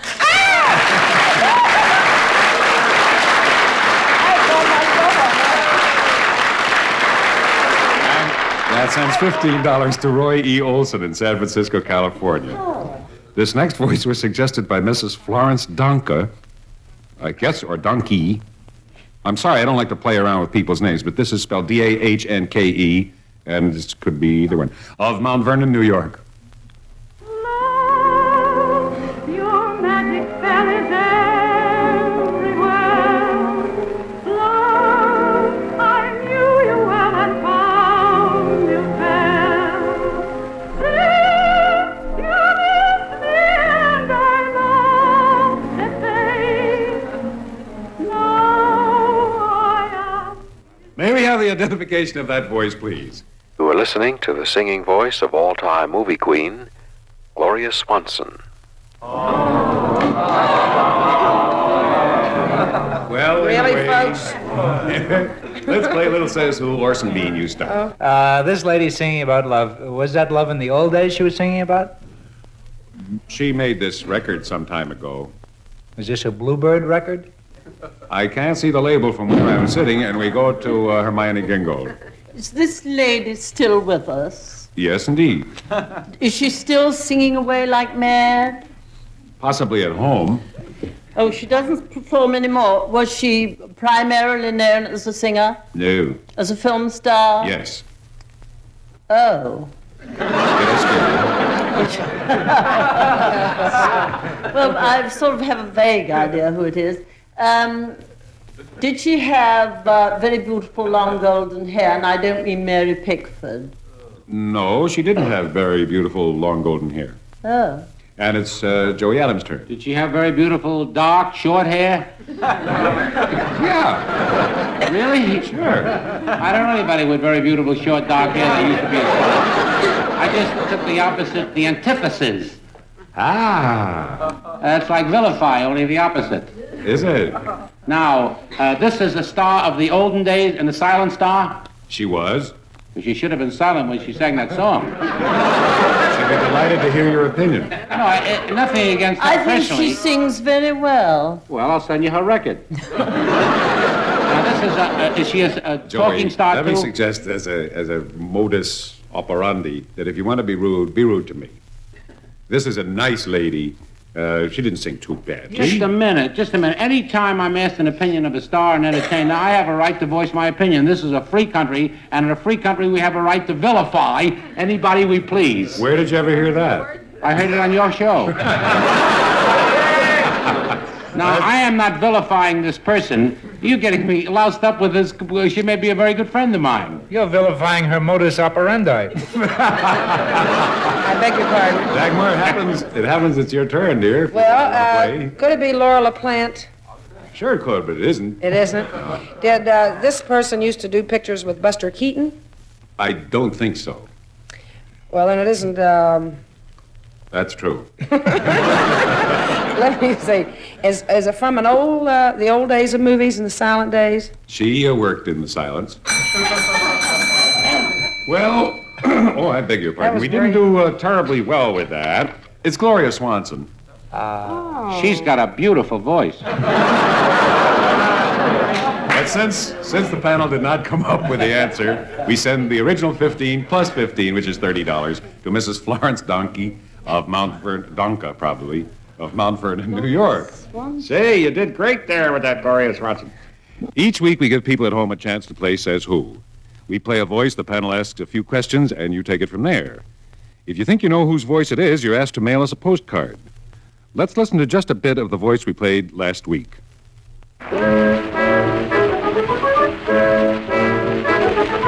All you folks come gather round and listen to this tale. I just found a gal that made a tadpole kiss a whale. I know her name, I know her game, 'twas way down south. That was the voice of Jack Holt. The record was made in 1915 when he was starring in westerns. The card we received with the right answer and bearing the earliest postmark belonged to Mrs. D.M. Rowland, 505 East State Street, Mascoutah, Illinois. Congratulations, Mrs. Rowland. Your $25 is on its way. Now, here's another chance for everybody at home to play Sez Who. Listen to this voice. My dear friend, what means a name, even of a man who during his lifetime tried to show to you his love, his appreciation of your friendship, of your welcome, and of your hospitality? We'll go to Dagmar. Well, I'd say he's definitely from out of town. That's true. It sounds English. Does it? It did to me, really. I have never been to Europe. It is not English with an accent like that. Oh. Well, then do you think it could be Italian? No. It sounds English to me. It really does. That's interesting. Well, what does my voice sound like to you, then? Your voice sounds wonderful. Oh! I like Gloria Swanson. Girls. I think you're just divine. No, I really do. I Girls, get a big you're kick out of her. both adorable. There is not one bit Are we of really, Henry? You are. And Thank you. You have excellent taste. That's quite true. Orson? This fella sounds Russian. Do you know if he's Russian? I know if he is. You know if he is? You hear He about the isn't, new prizes they're giving over there? A free trip to Siberia in time for the annual famine. Got millions of them. Millions of them. One joke more cheerful than the next. Ain't I lucky you know if he's Russian, so I could tell that. And Hermione, we go to you, dear. I should say he was a Middle European, whatever that means. Well, you're right, whatever that means. That doesn't help me because I don't know. He's old, middle-aged, and he must have lived in this country as he thanks, I presume, America for her hospitality. Quite true. Now, do you people at home, any of you, think you know the answer? Write it on a card with your name and address. Mail it to Sez Who Contest, Post Office Box 2150, Grand Central Station, New York, 17, New York. Only postcards, please, and should have them in the mail no later than midnight this Wednesday, and duplicate prizes for ties. It's Post Office Box 2150, Grand Central Station, New York, 17. Let's try another mystery voice and a little Sez Who. This voice was suggested by Marion Donnell of Hartford, Connecticut. Once upon a time, there was a little boy who wanted to hunt wild animals. Naughty boy. So he ran away from home and went to the jungles of Africa. May we have the identification of that voice, please? That was half of the famous team of Billy Jones and Ernie Hare, better known as the Happiness Boys. You were listening to the voice of Ernie Hare. And let's play a little old Sez Who. And Dagmar, would you like to start? Well, this man tells a cute story. I like him. Yeah. Besides telling stories to children, did he tell the kind of stories I'd like to listen to? I don't know whether I should go on with this, but what kind of stories would you like to listen to? Ones with a surprise ending. Yes, he told that. I would say that he's about 55 years old. I have no idea who he is. I was wondering what the joke in was. Where was the joke in 55 years old? That doesn't sound like. No, I was trying to guess somebody's name. I can give the rest of the panel a clue if I say their age. Yes, his dear. age. And we go to Orson Bean. You don't think that was right? I think 55 is funny. I was laughing inwardly. Thank you, darling. I wasn't roaring, but I was chuckling. Wasn't that funny, Dag? I didn't mean it to be funny, honey. I meant it to be intelligent. Well, why was Morgan laughing? Well, you know his sense of humor. Don't drag me into your petty little squabble. Henry, this fella sounds like a great actor, is he? He was an actor. That's a great voice he's got there. Yes, isn't it? That voice was not made for telling kiddie stories. True. That voice was made for declaiming Shakespeare. Hardly. And we go to Hermione Gingold. Well, I've absolutely no idea, and I don't see how I'm going to find out. He sounded to me, and I know this can't be right, he sounded to me to be English. Well, you're wrong again. Yeah. Oh, now wait a minute. Is he fat? Not particularly. Here we go to Joey Adams. He's not particularly fat, about 55 years old. He's not an Englishman, right? Right. And he's an American. Yes. He was in vaudeville. At one time. Was he ever in television? No. Radio? Yes. Was he most famous for radio? Yes. Was he famous for talking to kids on radio? No. He's living? No. He's not living. No. He used to talk to kids on radio. No, he didn't. Did he talk to grown-ups on radio? Mainly. If kids listen, they heard him. Was he a single? No.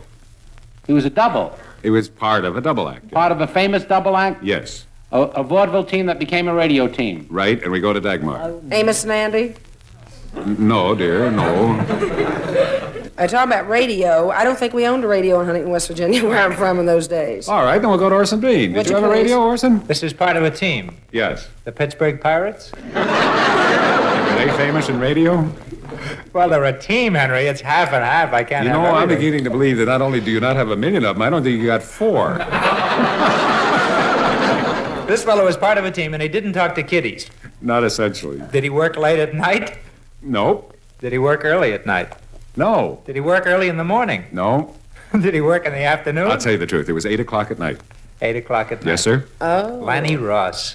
And Hermione, darling, I know this is not your business. No, I'm afraid I absolutely wouldn't know. Yeah, I know. You were overseas I at was the too time. young, yeah. Joey Adams. Did they do talking and singing? Yes. They did gigs together and they Yes. talked to the audience. They were a very friendly team. They didn't have an I think audience. I know. This was my first conception of radio and entertainment. They were called the Happiness Boys. That's right.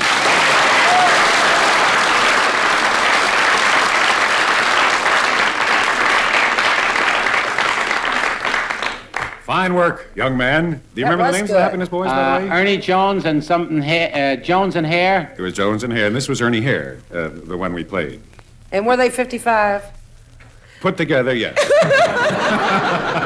Which sends $15 to Marion Donnell of Hartford, He Connecticut. said, "How do you do, everybody? How do you do?" Right. I remember the act very He just well. wanted to sing. Well, that's how I remembered that, because part of the lyric was every Friday night at 8. That's right. Gee, that's almost before anybody's time, isn't it? But I remember it very clearly, My unfortunately. father told me about it.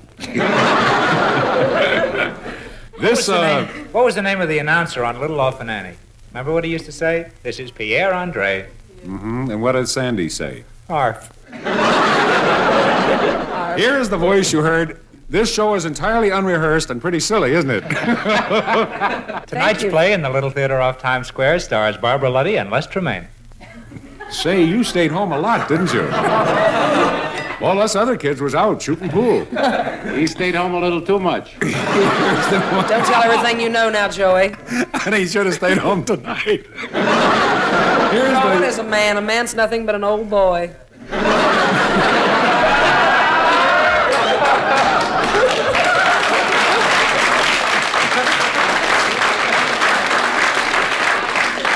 Well, it's perfectly evident Dagmar has a million of them. You better Henry, talk. excuse me, I'm going to run home and hear the rest of the program. Yeah, wouldn't it be nice if years from now you could remember us? This is the voice you heard at the beginning of the show, and it was suggested by Mary Kennedy of Detroit, Michigan. As office boy, I made such a mark that they gave me the post of a junior clerk. I served the writs with a smile so bland, copied all the letters in a big round hand. I copied all the letters in a hand so free that now I'm the owner of the Queen's Lottery. May we have the identification of that voice, please? You were listening to a sample of Gilbert and Sullivan, as done by popular comedian Danny Kaye.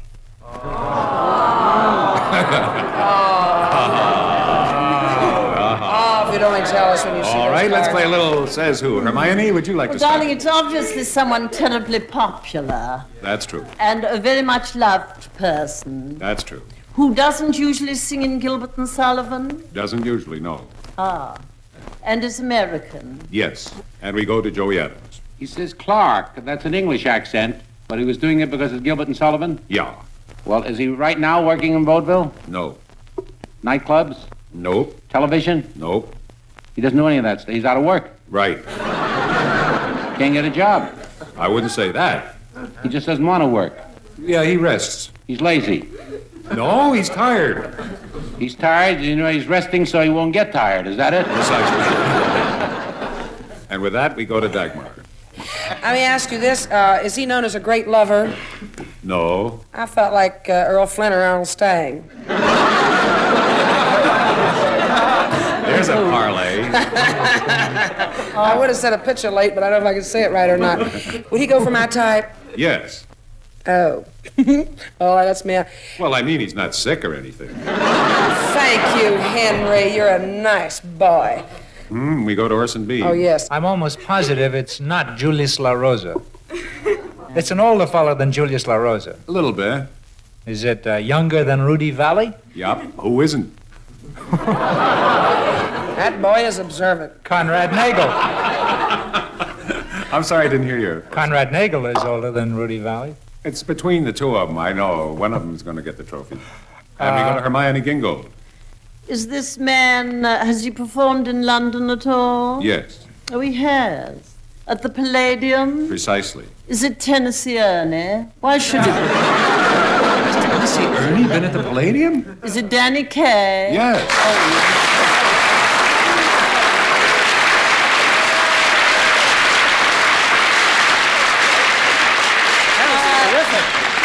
It sends $15 to Mary Kennedy of Detroit, Michigan. And let's listen to this message.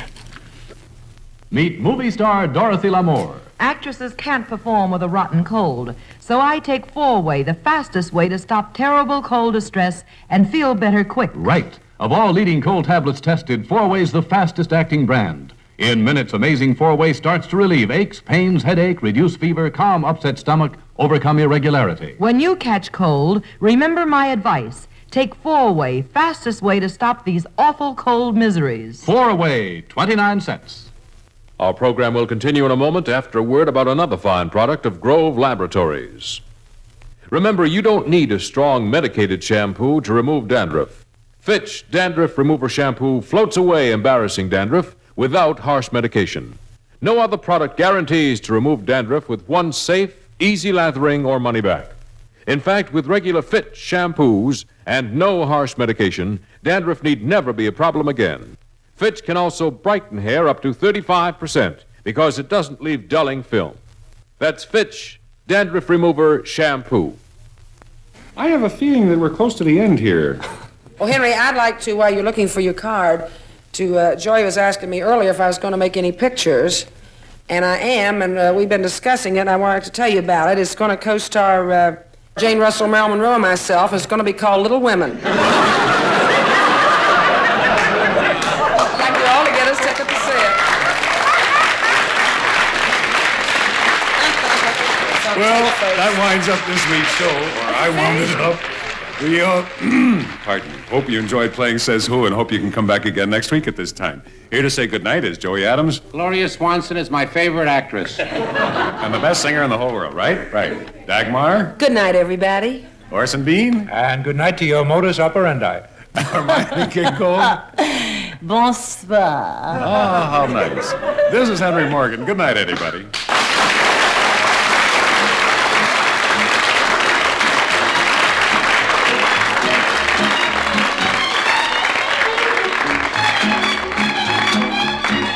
To suggest a voice for Sez Who, write your name, address, and your suggested mystery voice on a postcard and mail to Sez Who, CBS Radio, 485 Madison Avenue, New York, 22, New York. In case of duplication, the card bearing the earliest postmark will be chosen. Please remember, only postcard entries are eligible and only one entry on each postcard. If we use your suggested voice, you'll receive $15. If the panel fails to come up with the right answer, you'll receive an additional $15 as a bonus. All entries become the property of CBS Radio. Tickets for Sez Who can be obtained by writing to CBS Radio, 485 Madison Avenue, New York, 22, New York.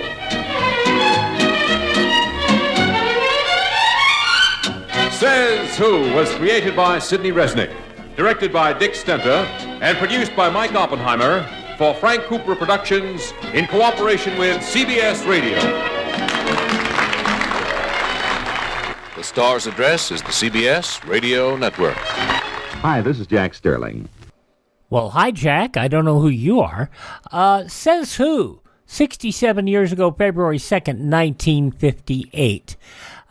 Classic Radio Theater continues in a moment with an episode of Bob Hope. A reminder, come visit us over at classicradio.stream. Now, in a moment, Bob Hope. How to have fun, anytime, anywhere. Step 1. Go to ChumbaCasino.com. ChumbaCasino.com. Got it. Step 2. Collect your welcome bonus. Come to Papa welcome bonus. Step 3. Play hundreds of casino-style games for free. That's a lot of games. All for free? Step 4. Unleash your excitement. Woohoo! Chumba Casino has been delivering thrills for over a decade. So claim your free welcome bonus now and live the Chumba life. Visit ChumbaCasino.com. VGW Group. No purchase necessary. Void where prohibited by law. See terms and conditions. 18+. The threat of fire in our homes is always with us. It's a good idea to know how to deal with it. For fire to burn, 3 things are necessary: fuel, heat, and air. Take any one away and no flames. Most small fires can be put out by cooling, dousing them with water, or by smothering, taking the air away. Another method is to get the blaze outside. Take the fuel away by using a broom or other tool. So remember, a fire needs heat, fuel, and air. Take any one away and no fire.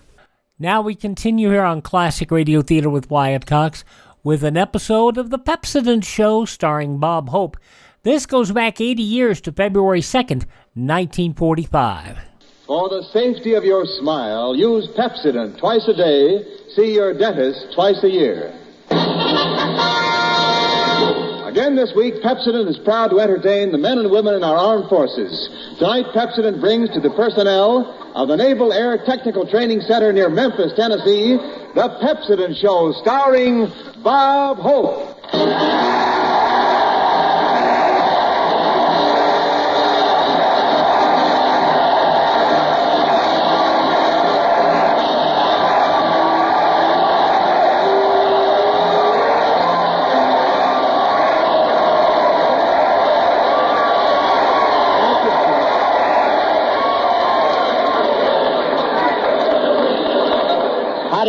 How do you do, ladies and gentlemen? This is Bob broadcasting from the Naval Air Technical Training Center at Memphis, Tennessee, Hope. Telling you boys here in the land where cotton is king to use Pepsodent, and you'll always be aces with the queens, Jack.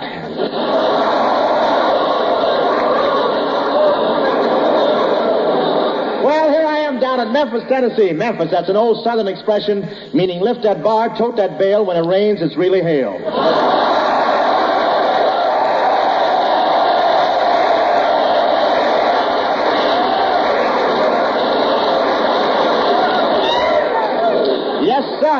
Here we are on the banks of the Mississippi, and it just keeps rolling along, just keeps rolling, like they do in the Navy barracks at night.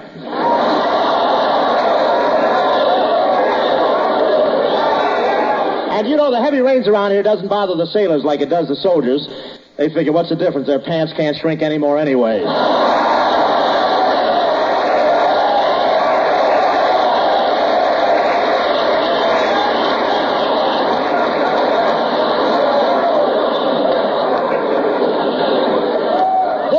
This is a technical training school. That's a Navy term meaning you may be shooting a breeze with Nimitz someday, but right now you're Joe Blow.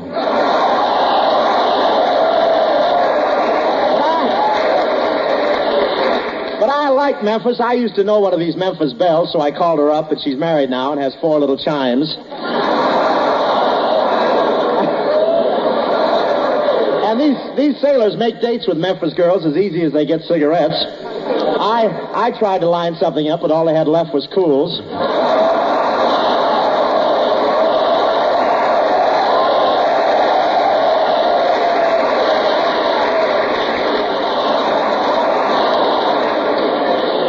And they tell me Tennessee is very beautiful in the summer, and it should be. After all, it has a mud pack on it all the other 9 months.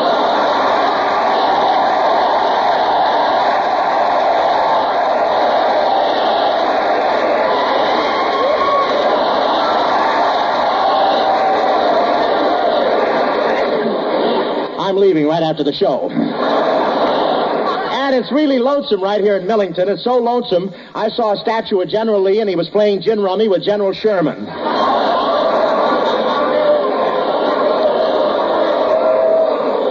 And this state is famous for its cotton. You know what cotton is. That's Kleenex. It's still in boot camp.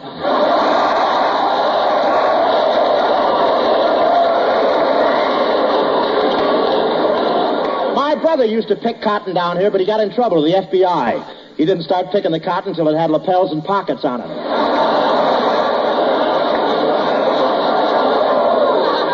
And they don't bother picking it anymore. They just have a boot in the center of the field, listening to some guy who's been in a year, and the hot air withers the cotton off.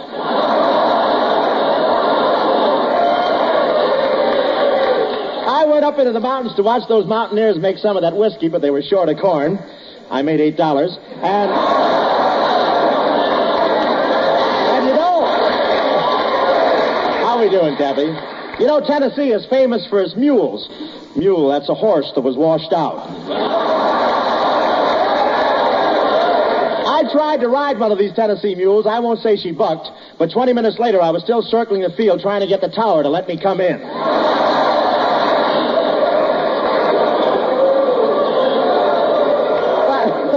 But regardless of what you hear, mules aren't the most stubborn things in the world. Yesterday I saw one of them, and he was building a fire under a petty officer.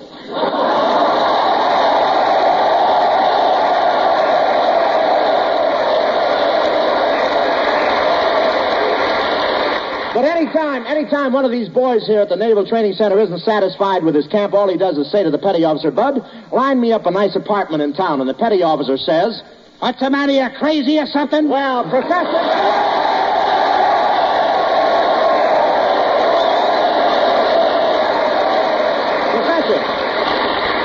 Tell me, what delayed you tonight? Well, hope they had a lot of excitement here at the base today. Really, Colonna? What happened? Sailor went AWOL and the PVQ and an LST. Well, did he get away? No, SP hit him over his IQ.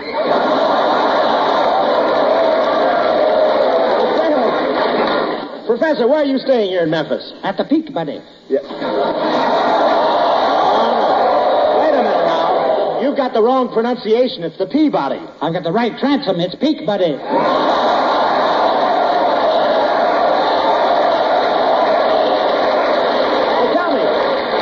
What kind of accommodations have you, Colonna? Well, I've got a nice room in a hotel for $3 a round. You mean around $3? No, $3 a round. Rooms in the revolving door.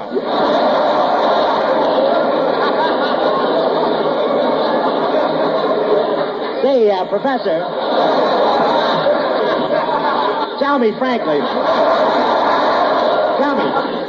what's wrong with your train of thought? Conductor's on vacation. What's your alibi? You know, Colonna, you're beyond comprehension. Yes, I know, Hope, but he'll be a little late. He's coming on the Memphis bus.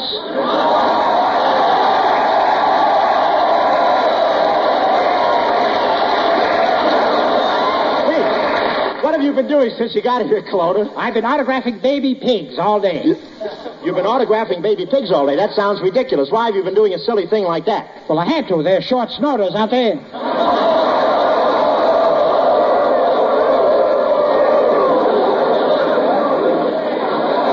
Colonna, don't ever play cards with an idiot. He'll outsmart you. Well, I can afford it. I can afford it. Go ahead and deal.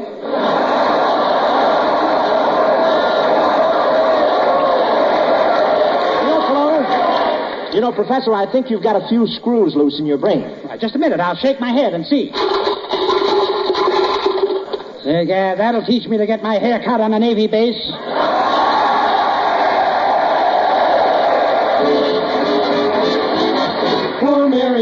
Poor Miriam, neglected using Irium. Past the corner she'd walk, now the guy would talk. Hello. Oh, no. Uh-oh. Let's go. So, folks, don't be like Miriam. Use Irium. No matter how many toothpaste you've tried, no matter how good a job you think your present brand is doing, change now to Pepsodent toothpaste.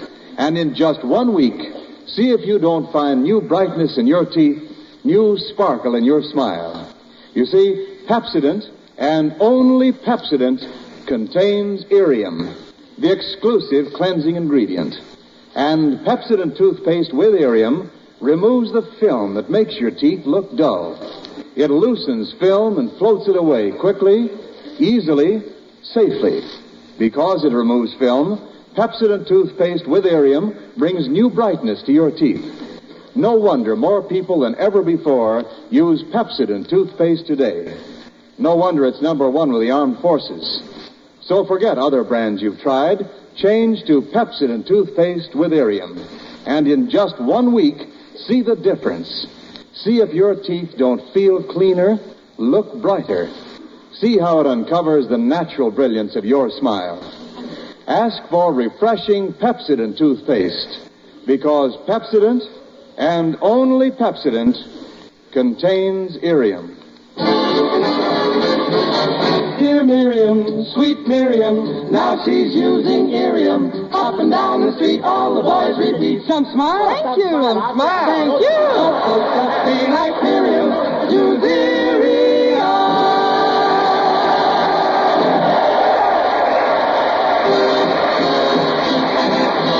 Here comes Skinny Ennis.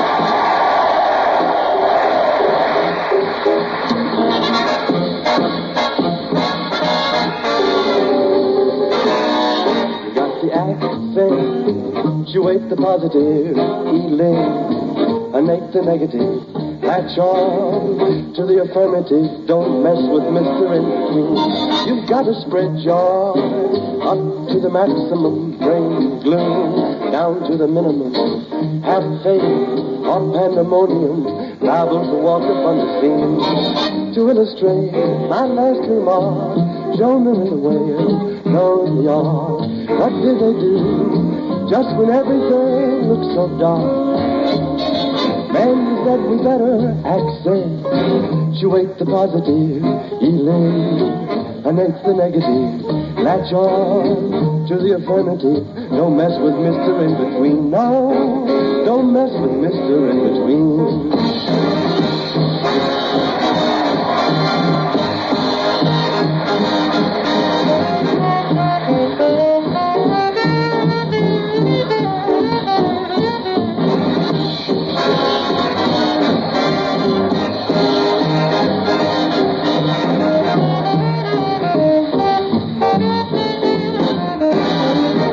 To illustrate my last remark, Jonah in the whale, Noah in the ark. What did they do just when everything looked so dark?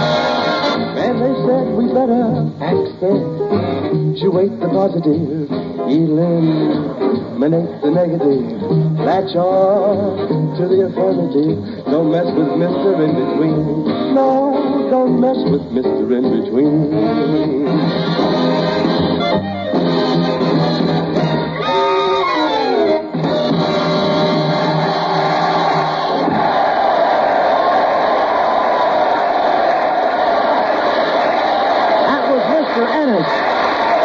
Accentuating old man Mercer. And now I want to introduce a surprise guest, a girl who just this evening at the famous Cotton Ball in Memphis was chosen the Cotton Queen of the South. She left the ball to come up here and entertain these boys at the Navy base. The maid of cotton, Miss Jenny Earl Cox of West Point, Mississippi.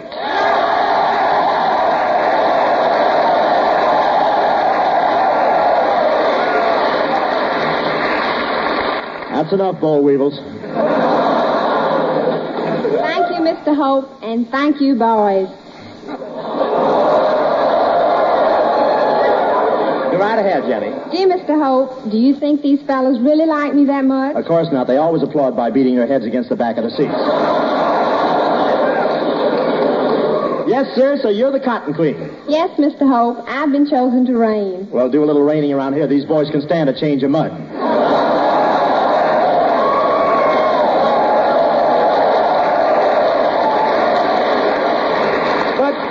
Congratulations, Jenny. We're really happy about your winning the Maid of Cotton, and I guess you're pretty proud about it, too.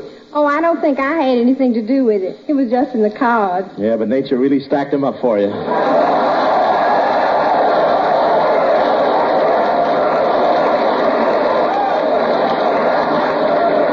But it doesn't surprise me that a pretty girl like you won the contest. You really made a big hit with these sailors here this afternoon. How do you know? Well, I let you out of 3 different sea bags, didn't I? How do you feel about it all, Jenny? Mr. Hope, it was really a thrill winning the contest. Well, I know how you feel. I almost copped a silver cup once myself. Really? What stopped you from copping it? A cop.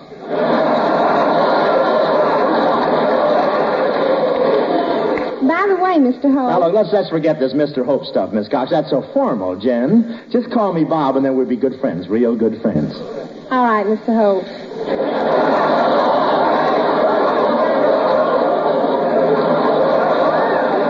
She's got a defense like Nimitz, haven't she? Say, well, what do you say later, Miss Jenny? How about going out with me for a midnight snack? Well, thank you, Mr. Hope, but I'd rather like to have some ribs. Oh, you would? Well, meet Skinny Ennis. Here he is, right here.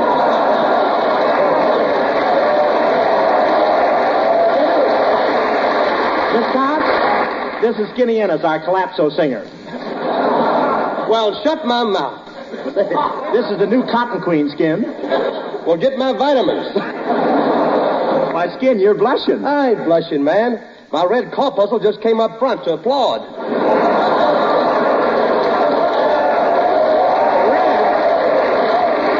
Did you say red? Skin, quit bragging, will you? Say, gal, you look like just my type. Just my type. Please, Skin, she's our guest. No insults. You know, Skin, Miss Cox is from the South. Well, shut my mouth, Magnolia Blossom. You're from the South, I'm from the South. We ought to get along. You said it, honey child. Come on over here, and I'll give you a great big kiss. Oh, now, wait a minute. Quiet, Yankee.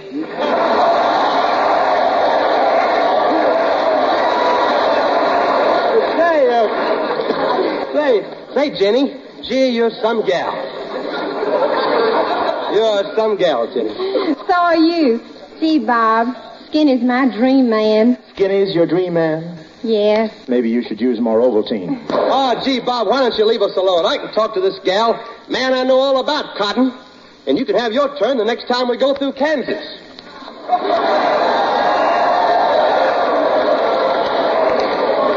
Where'd you learn about cotton, Skin? Well, man, I once fell into an aspirin bottle and had to pick my way out. Yeah, but honey, I sure go for you. How about stepping out with me tonight? Oh, what do you want to take her out for, Skin? You wouldn't even know how to kiss her.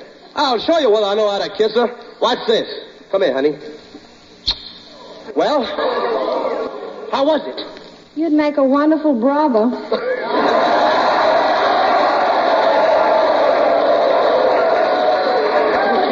Stand by, boy. You see, Skin? Now I'll give her a real kiss. Well? You'd make a wonderful mother.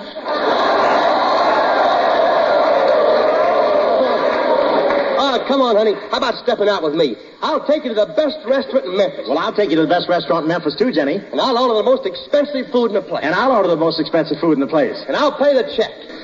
Puts up a desperate battle, doesn't he? Thank you, Jenny. Good luck on your 40,000-mile tour of service camp. There is really the maid of cotton. Thank you. And here's Miss Langford.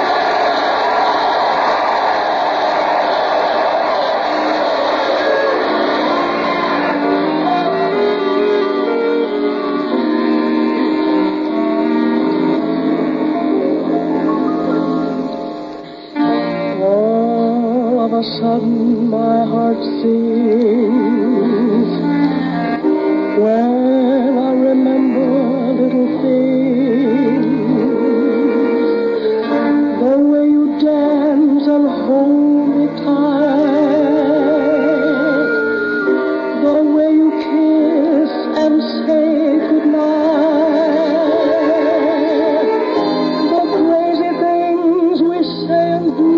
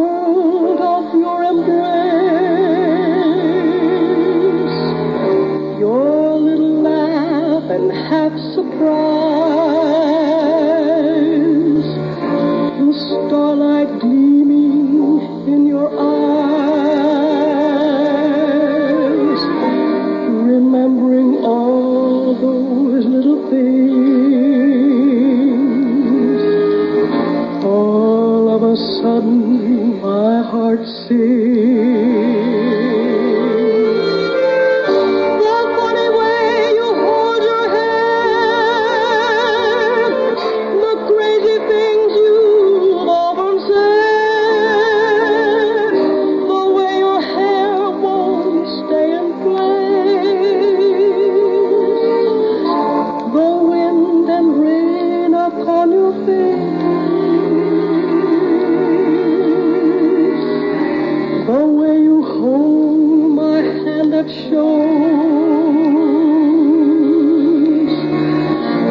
the way you wrinkle up your nose,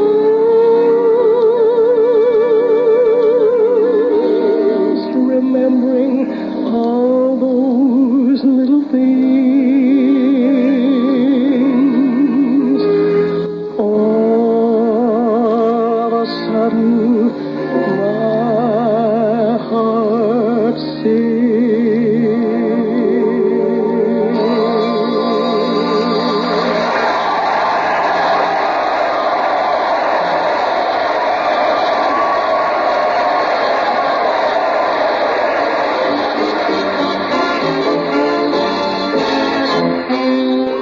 Despite years of faithful brushing, despite any other toothpaste you've tried, see if your teeth aren't noticeably brighter in just 1 week after you change to Pepsodent toothpaste. You see, Pepsodent toothpaste contains irium, the exclusive cleansing ingredient. Pepsodent toothpaste with irium removes the film that makes your teeth look dull. It loosens film and floats it away, quickly, easily, safely, brings new brilliance to your teeth. So forget other brands you've tried, change to Pepsodent toothpaste, and in just 1 week, see the difference in the brightness of your teeth, the sparkle of your smile. Ask for refreshing Pepsodent toothpaste, because Pepsodent, and only Pepsodent, contains irium. Dear Miriam, sweet Miriam, now she's using irium. Up and down the street, all the boys repeat, some smile, Thank you. some smile. Thank you. So folks just be like Miriam, use irium.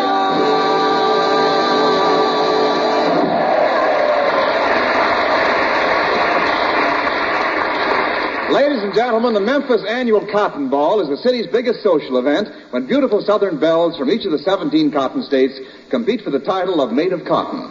Our own Bob Hope happens to be in Memphis at the same time due to a remarkable coincidence and the fact that motorists are not picking up civilian hitchhikers these days.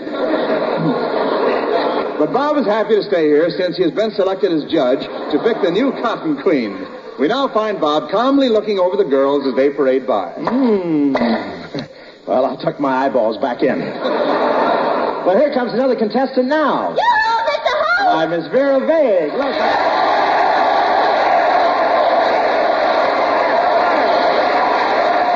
You made it, honey, huh?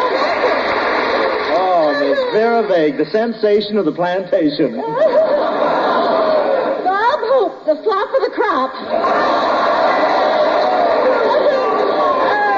Yes, Mr. Hope, it's me in the flesh. Well, you should have had a press when you got off the train. Oh, you devil. You're hot tonight, aren't you? You know, the Navy could use you, Mr. Hope. Your brain would make a wonderful pea for a policeman's whistle.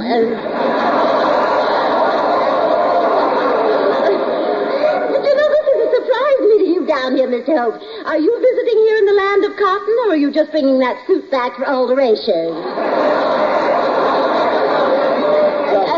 Mr. Hope, now, seriously, I hear you're going to judge the beauty contest. That's right, Miss Vague. Oh, well, what do you think of my figure?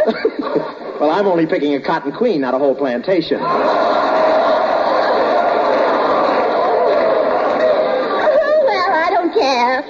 I'm known as the Bale of the South. No, Miss Vague, you mean Belle. A bale is something 2 or 3 men pick up and take someplace to get ginned. Yes, I'm the Bale of the South.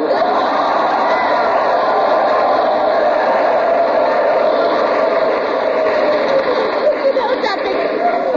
I'm I'm not a bit worried about my chances in this contest. Don't you think I look like a cotton queen? Oh, yes, Miss Vague. Too bad you weren't pre-shrunk. Oh, you know something? You remind me so much of the Mississippi. The Mississippi? Yes, the biggest part of that is the mouth, too.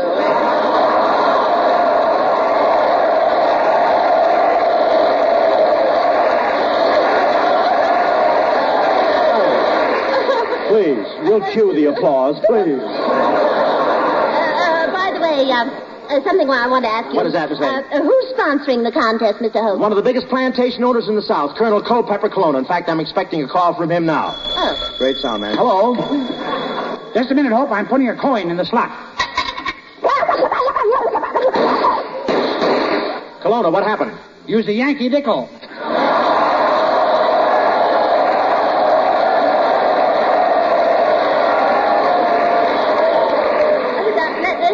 Let me talk to the professor. I'll use my feminine charm on him. Hello? Hello? Hello? Stop that. You got on my hogs in the living room. Professor, I'm trying to persuade Mr. Hope to pick me as the cotton queen. Yeah, put Hope back on the phone. What for? I want to quote him the rule regarding burlap. Colonna, how are you doing in the cotton business? Well, not so good, Hope. I can't get anybody to pick the cotton for me. I can't understand it either. I pay 2 cents an hour. 2 cents an hour, while right across the street they're paying $1.50 an hour. Yes, I know. Where do you think I work? Well, where are you now, Colonna? I'm out here inspecting my cotton field. Sure looks good down here. Begad, here comes a boll weevil. I'll grab it by the leg. Looks good from up here, too.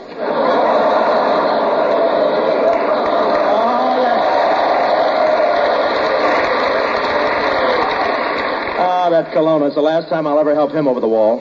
Hello, Bob. And Miss Big, don't tell me you think you have a chance in the contest. Oh, you darling child, you. Tell me, how did you ever manage to escape from the little Peabody Cafe?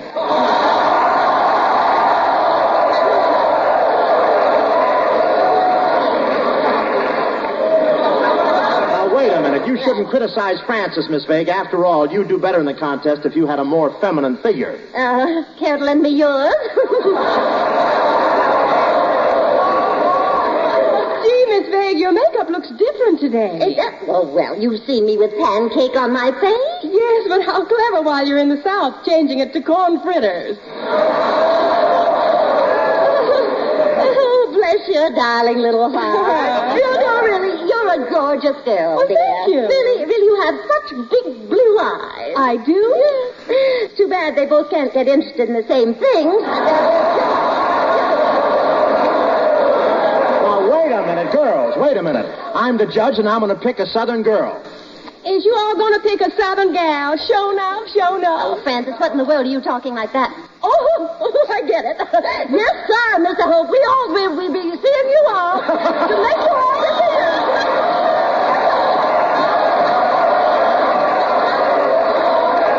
Yes. Hello. Hello, this is the judge. Hello, Judge. How's Mrs. Judge and all the little stiff sentences? Colonna, I need you to help me judge this contest. Do you know anything about beautiful girls? Of course. I courted the most beautiful girl in Tennessee. I offered her all my cotton. How'd you make out? Rotten. What happened? Nothing. Professor, only a thread separates you from an imbecile. Well, don't let go of your end.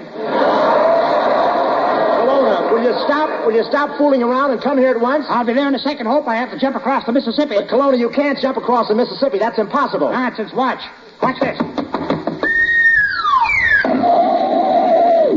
Colonna, why did you stop? Well, you didn't think I could make it in one jump, did you? Well, here I am, Hope. I'll help you pick out the cotton queen. We'll take Miss Vague's measurements. Waist. 36. Hips. 38. Neck. Constantly. Oh, excuse me.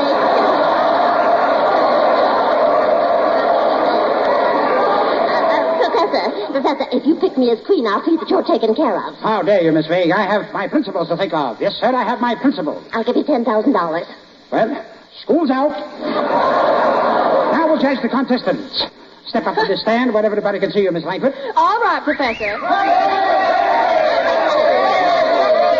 That's nothing. Watch me get on that stand in front of those judges. I'll show you I'm a real queen. Well, here I am, everybody. The new queen. Dropped her fast, didn't they?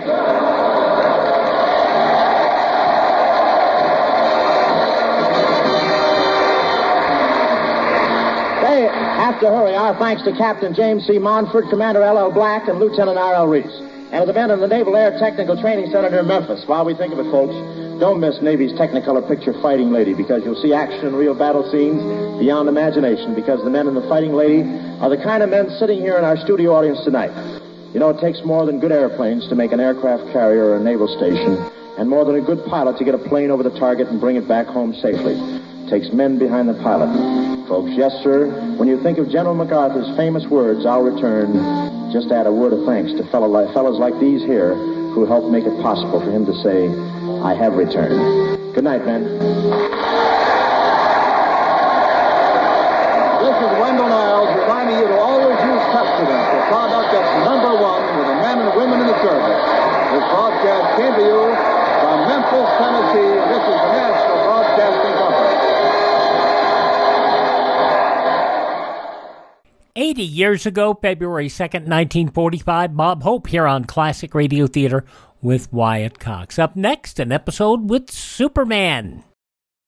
It is Ryan Seacrest here. There was a recent social media trend which consisted of flying on a plane with no music, no movies, no entertainment. But a better trend would be going to ChumbaCasino.com. It's like having a mini social casino in your pocket. Chumba Casino has over 100 online casino-style games, all absolutely free. It's the most fun you can have online and on a plane. So grab your free welcome bonus now at ChumbaCasino.com. Sponsored by Chumba Casino. No purchase necessary. VGW Group. Void where prohibited by law. 18 plus. Terms and conditions apply.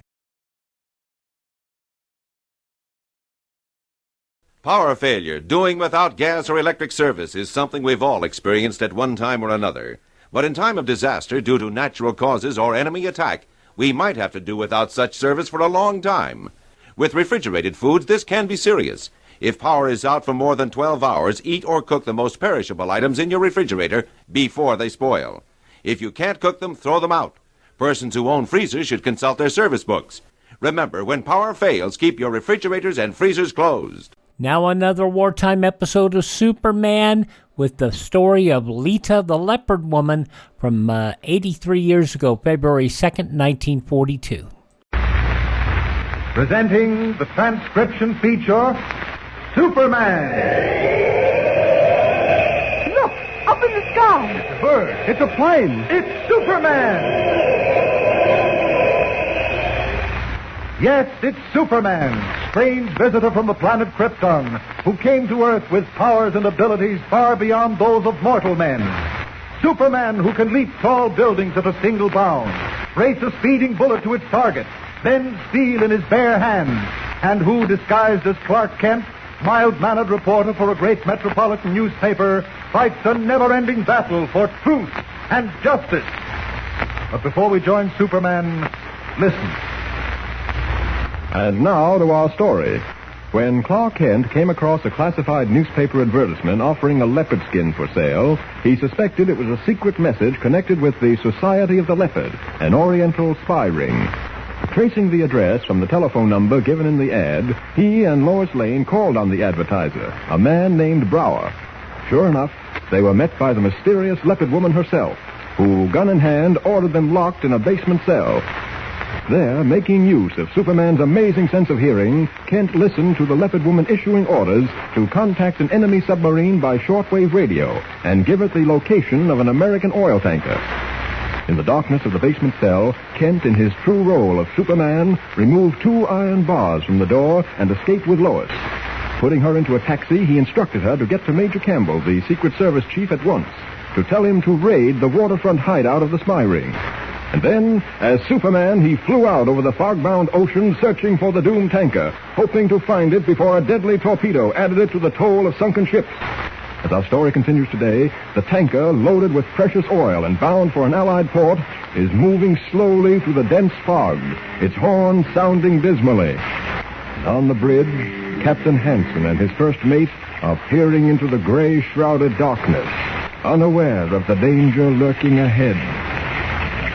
I've never seen it so thick out here this time of the year. Better slow down, Graves. Yes, sir.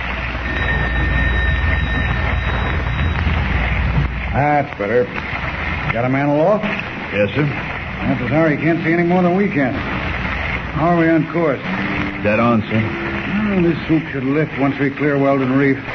Bad night for submarines, I'd say. Oh, no. They like thick weather. Gives them a chance to surface without being spotted. I'm not worried about submarines. They're well offshore since the Coast Patrol got after them. The last sinking did the trick. I just don't want to ram a patrol boat or a destroyer. What's that up ahead? I don't see a thing. I guess not. On course? Point off to starboard. Keep her dead on, Graves. There's a 3-mile drift through here. We don't want to pile up on Weldon Reef. Well, I might as well go below. No use standing up here when I... What was that?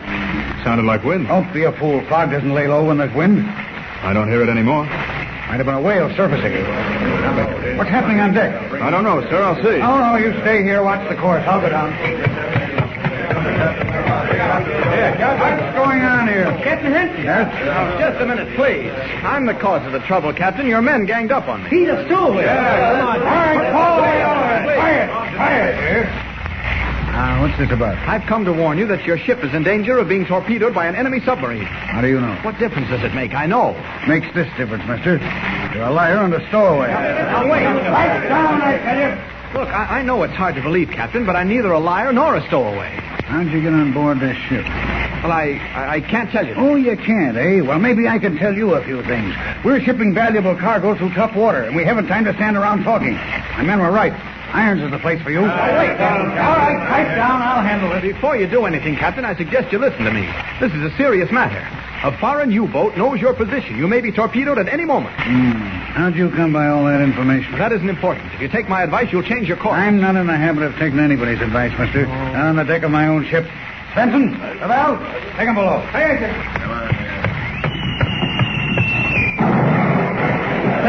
Now do you believe me? That was a shell fired across your bow. All right, full speed ahead. Man the boat. Top to it. Don't stand there like fools. Full speed ahead.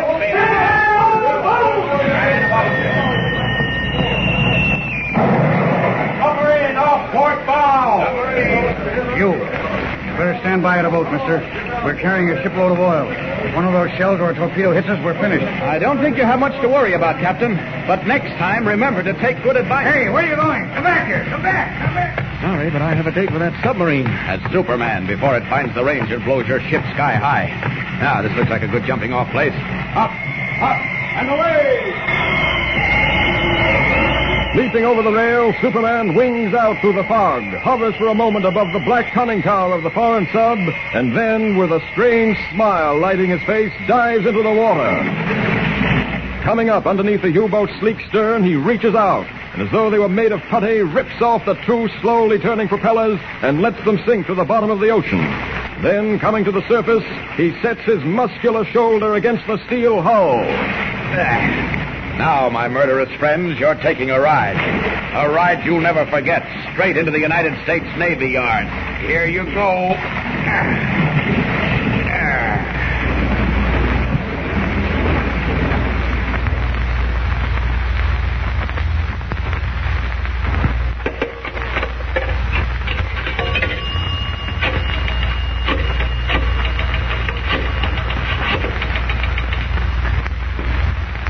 Daily Planet. Clark Kent speaking. Connect me with Carmody, editorial room. One moment, Mr. Kent. Thank you. Carmody, editorial. Oh, Bill, this is Clark Kent. Now get this, it's a scoop. Go ahead. The 210-foot foreign submarine U-27 lost its way in the dense fog tonight and sailed into the U.S. naval base with all hands on board. What? Now, wait, that's not all. 70 members of the crew and 22 officers were immediately interned. Captain Fritz Gertler, spelled Goettler, commanding the U-boat, was taken to the Office of Naval Intelligence for questioning. He seemed in a dazed condition. That's all for now, Bill. I'll come back to you later. Kent, that's plenty. Wow, what a story. Say, is Lois laying around the office? Bill? Yeah, hold on. Where in heaven's name have you been? Never mind that now. Did you see Major Campbell? Yes. Did you tell him to raid that house? Yes, I told him. Oh, good. He should have them all behind bars by now. Oh, I'm afraid he hasn't. What do you mean? Practically threw me out of his office. What? And he said to tell you to stick to reporting. He'll handle the spies. Oh, wait a minute. Well, that's what he said. Where are you? In a phone booth. I'm going right down to see Campbell. Better get some shock absorbers. You'll certainly get thrown out, and fast. Don't you worry about that. I'll see you later, Lois. So long.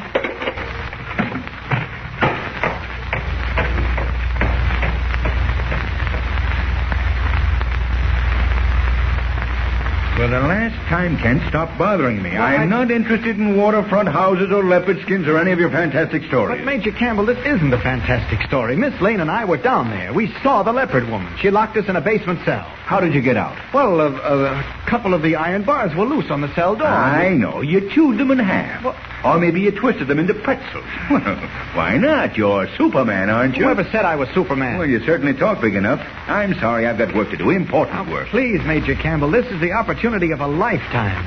That waterfront house is the new headquarters of the Leopard Society. They even have a shortwave radio sending apparatus there. What's the address? 410 Front Street. And the man's name, the one you mentioned? Brower. We'll just check that. O'Hara. Yes, sir? Check the phone company and find out whether a man named Brower lives at 410 Front Street. Call me back. Right. I don't know why I'm even wasting this much time on you. You're wasting time, all right, but not on me. We should be down at that house now. Sure, you like empty houses. Oh. You took me to one not so long ago. Listen, this one isn't empty. I told you it's the Spy Ring's new headquarters. You know, I could go down there myself and round them up, but Oh, Superman again, eh? Well, yes, I mean, no, of course not, but... Yes? That checks, Major. Richard Brower, 410 Front Street. Phone number is 4857. Thanks. Well? That's the name. And I'm still not convinced. All right, I'll get the police to make the raid. They'll believe me. Now, wait a minute. I'll take one more chance, Kent. Just one more. How many men do we need? At least 10. The house should be surrounded so that not one of them can escape. Well, I know I'm a stupid fool to be doing this, but maybe it'll teach me a lesson. O'Hara? Yes, sir? Round up 10 men and meet me downstairs as soon as possible. You'd better give them Tommy guns. Okay. Come on. Let's get it over with. Meanwhile, at the waterfront headquarters of the Spy Ring, all is feverish activity as the leopard woman prepares to vacate the house. This would not be necessary, except that you are all such fools. Why did not one of you at least know that the bars of the cell could be removed by a child? That isn't true. We found them bent. I suppose he bent them with his hands. Put that box over there, Cato.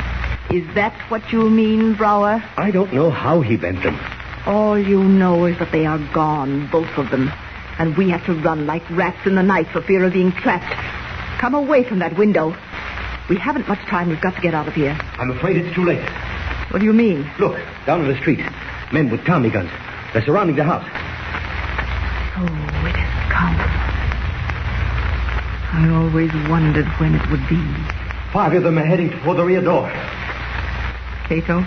Yes? Bring me that black box. It is heavy. Be careful. Set it down. Here. Gently. Now, attach a fuse to it. You will find them in the leather case on the chair. What are you going to do? There is only one honorable defeat, Brower.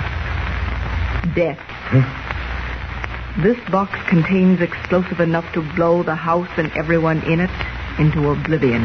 I hear them coming up the steps. That is our only consolation. We will take some of them with us into the Valley of the Shadow. Light the fuse, Cato.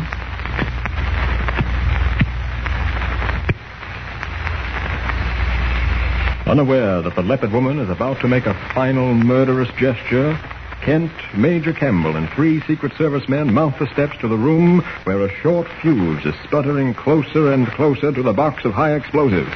Can anything save Major Campbell and his men from destruction? Don't miss the next revealing episode for thrills galore. Tune in and follow the story with Superman. Don't forget, tune in again for the next thrilling episode with Superman. Look, up in the sky. It's a bird. It's a plane. It's Superman. From February 2nd, 1942, Superman on Classic Radio Theater with Wyatt Cox. Join us tomorrow for more drama with an episode of Suspense starring Fibber McGee and Molly. Screen Directors Playhouse, The Sea Wolf starring Edward G. Robinson. Calling All Cars. Yours truly, Johnny Dollar starring Bob Bailey. And Claudia. And we'll see you tomorrow for more Classic Radio Theater. I'm Wyatt Cox.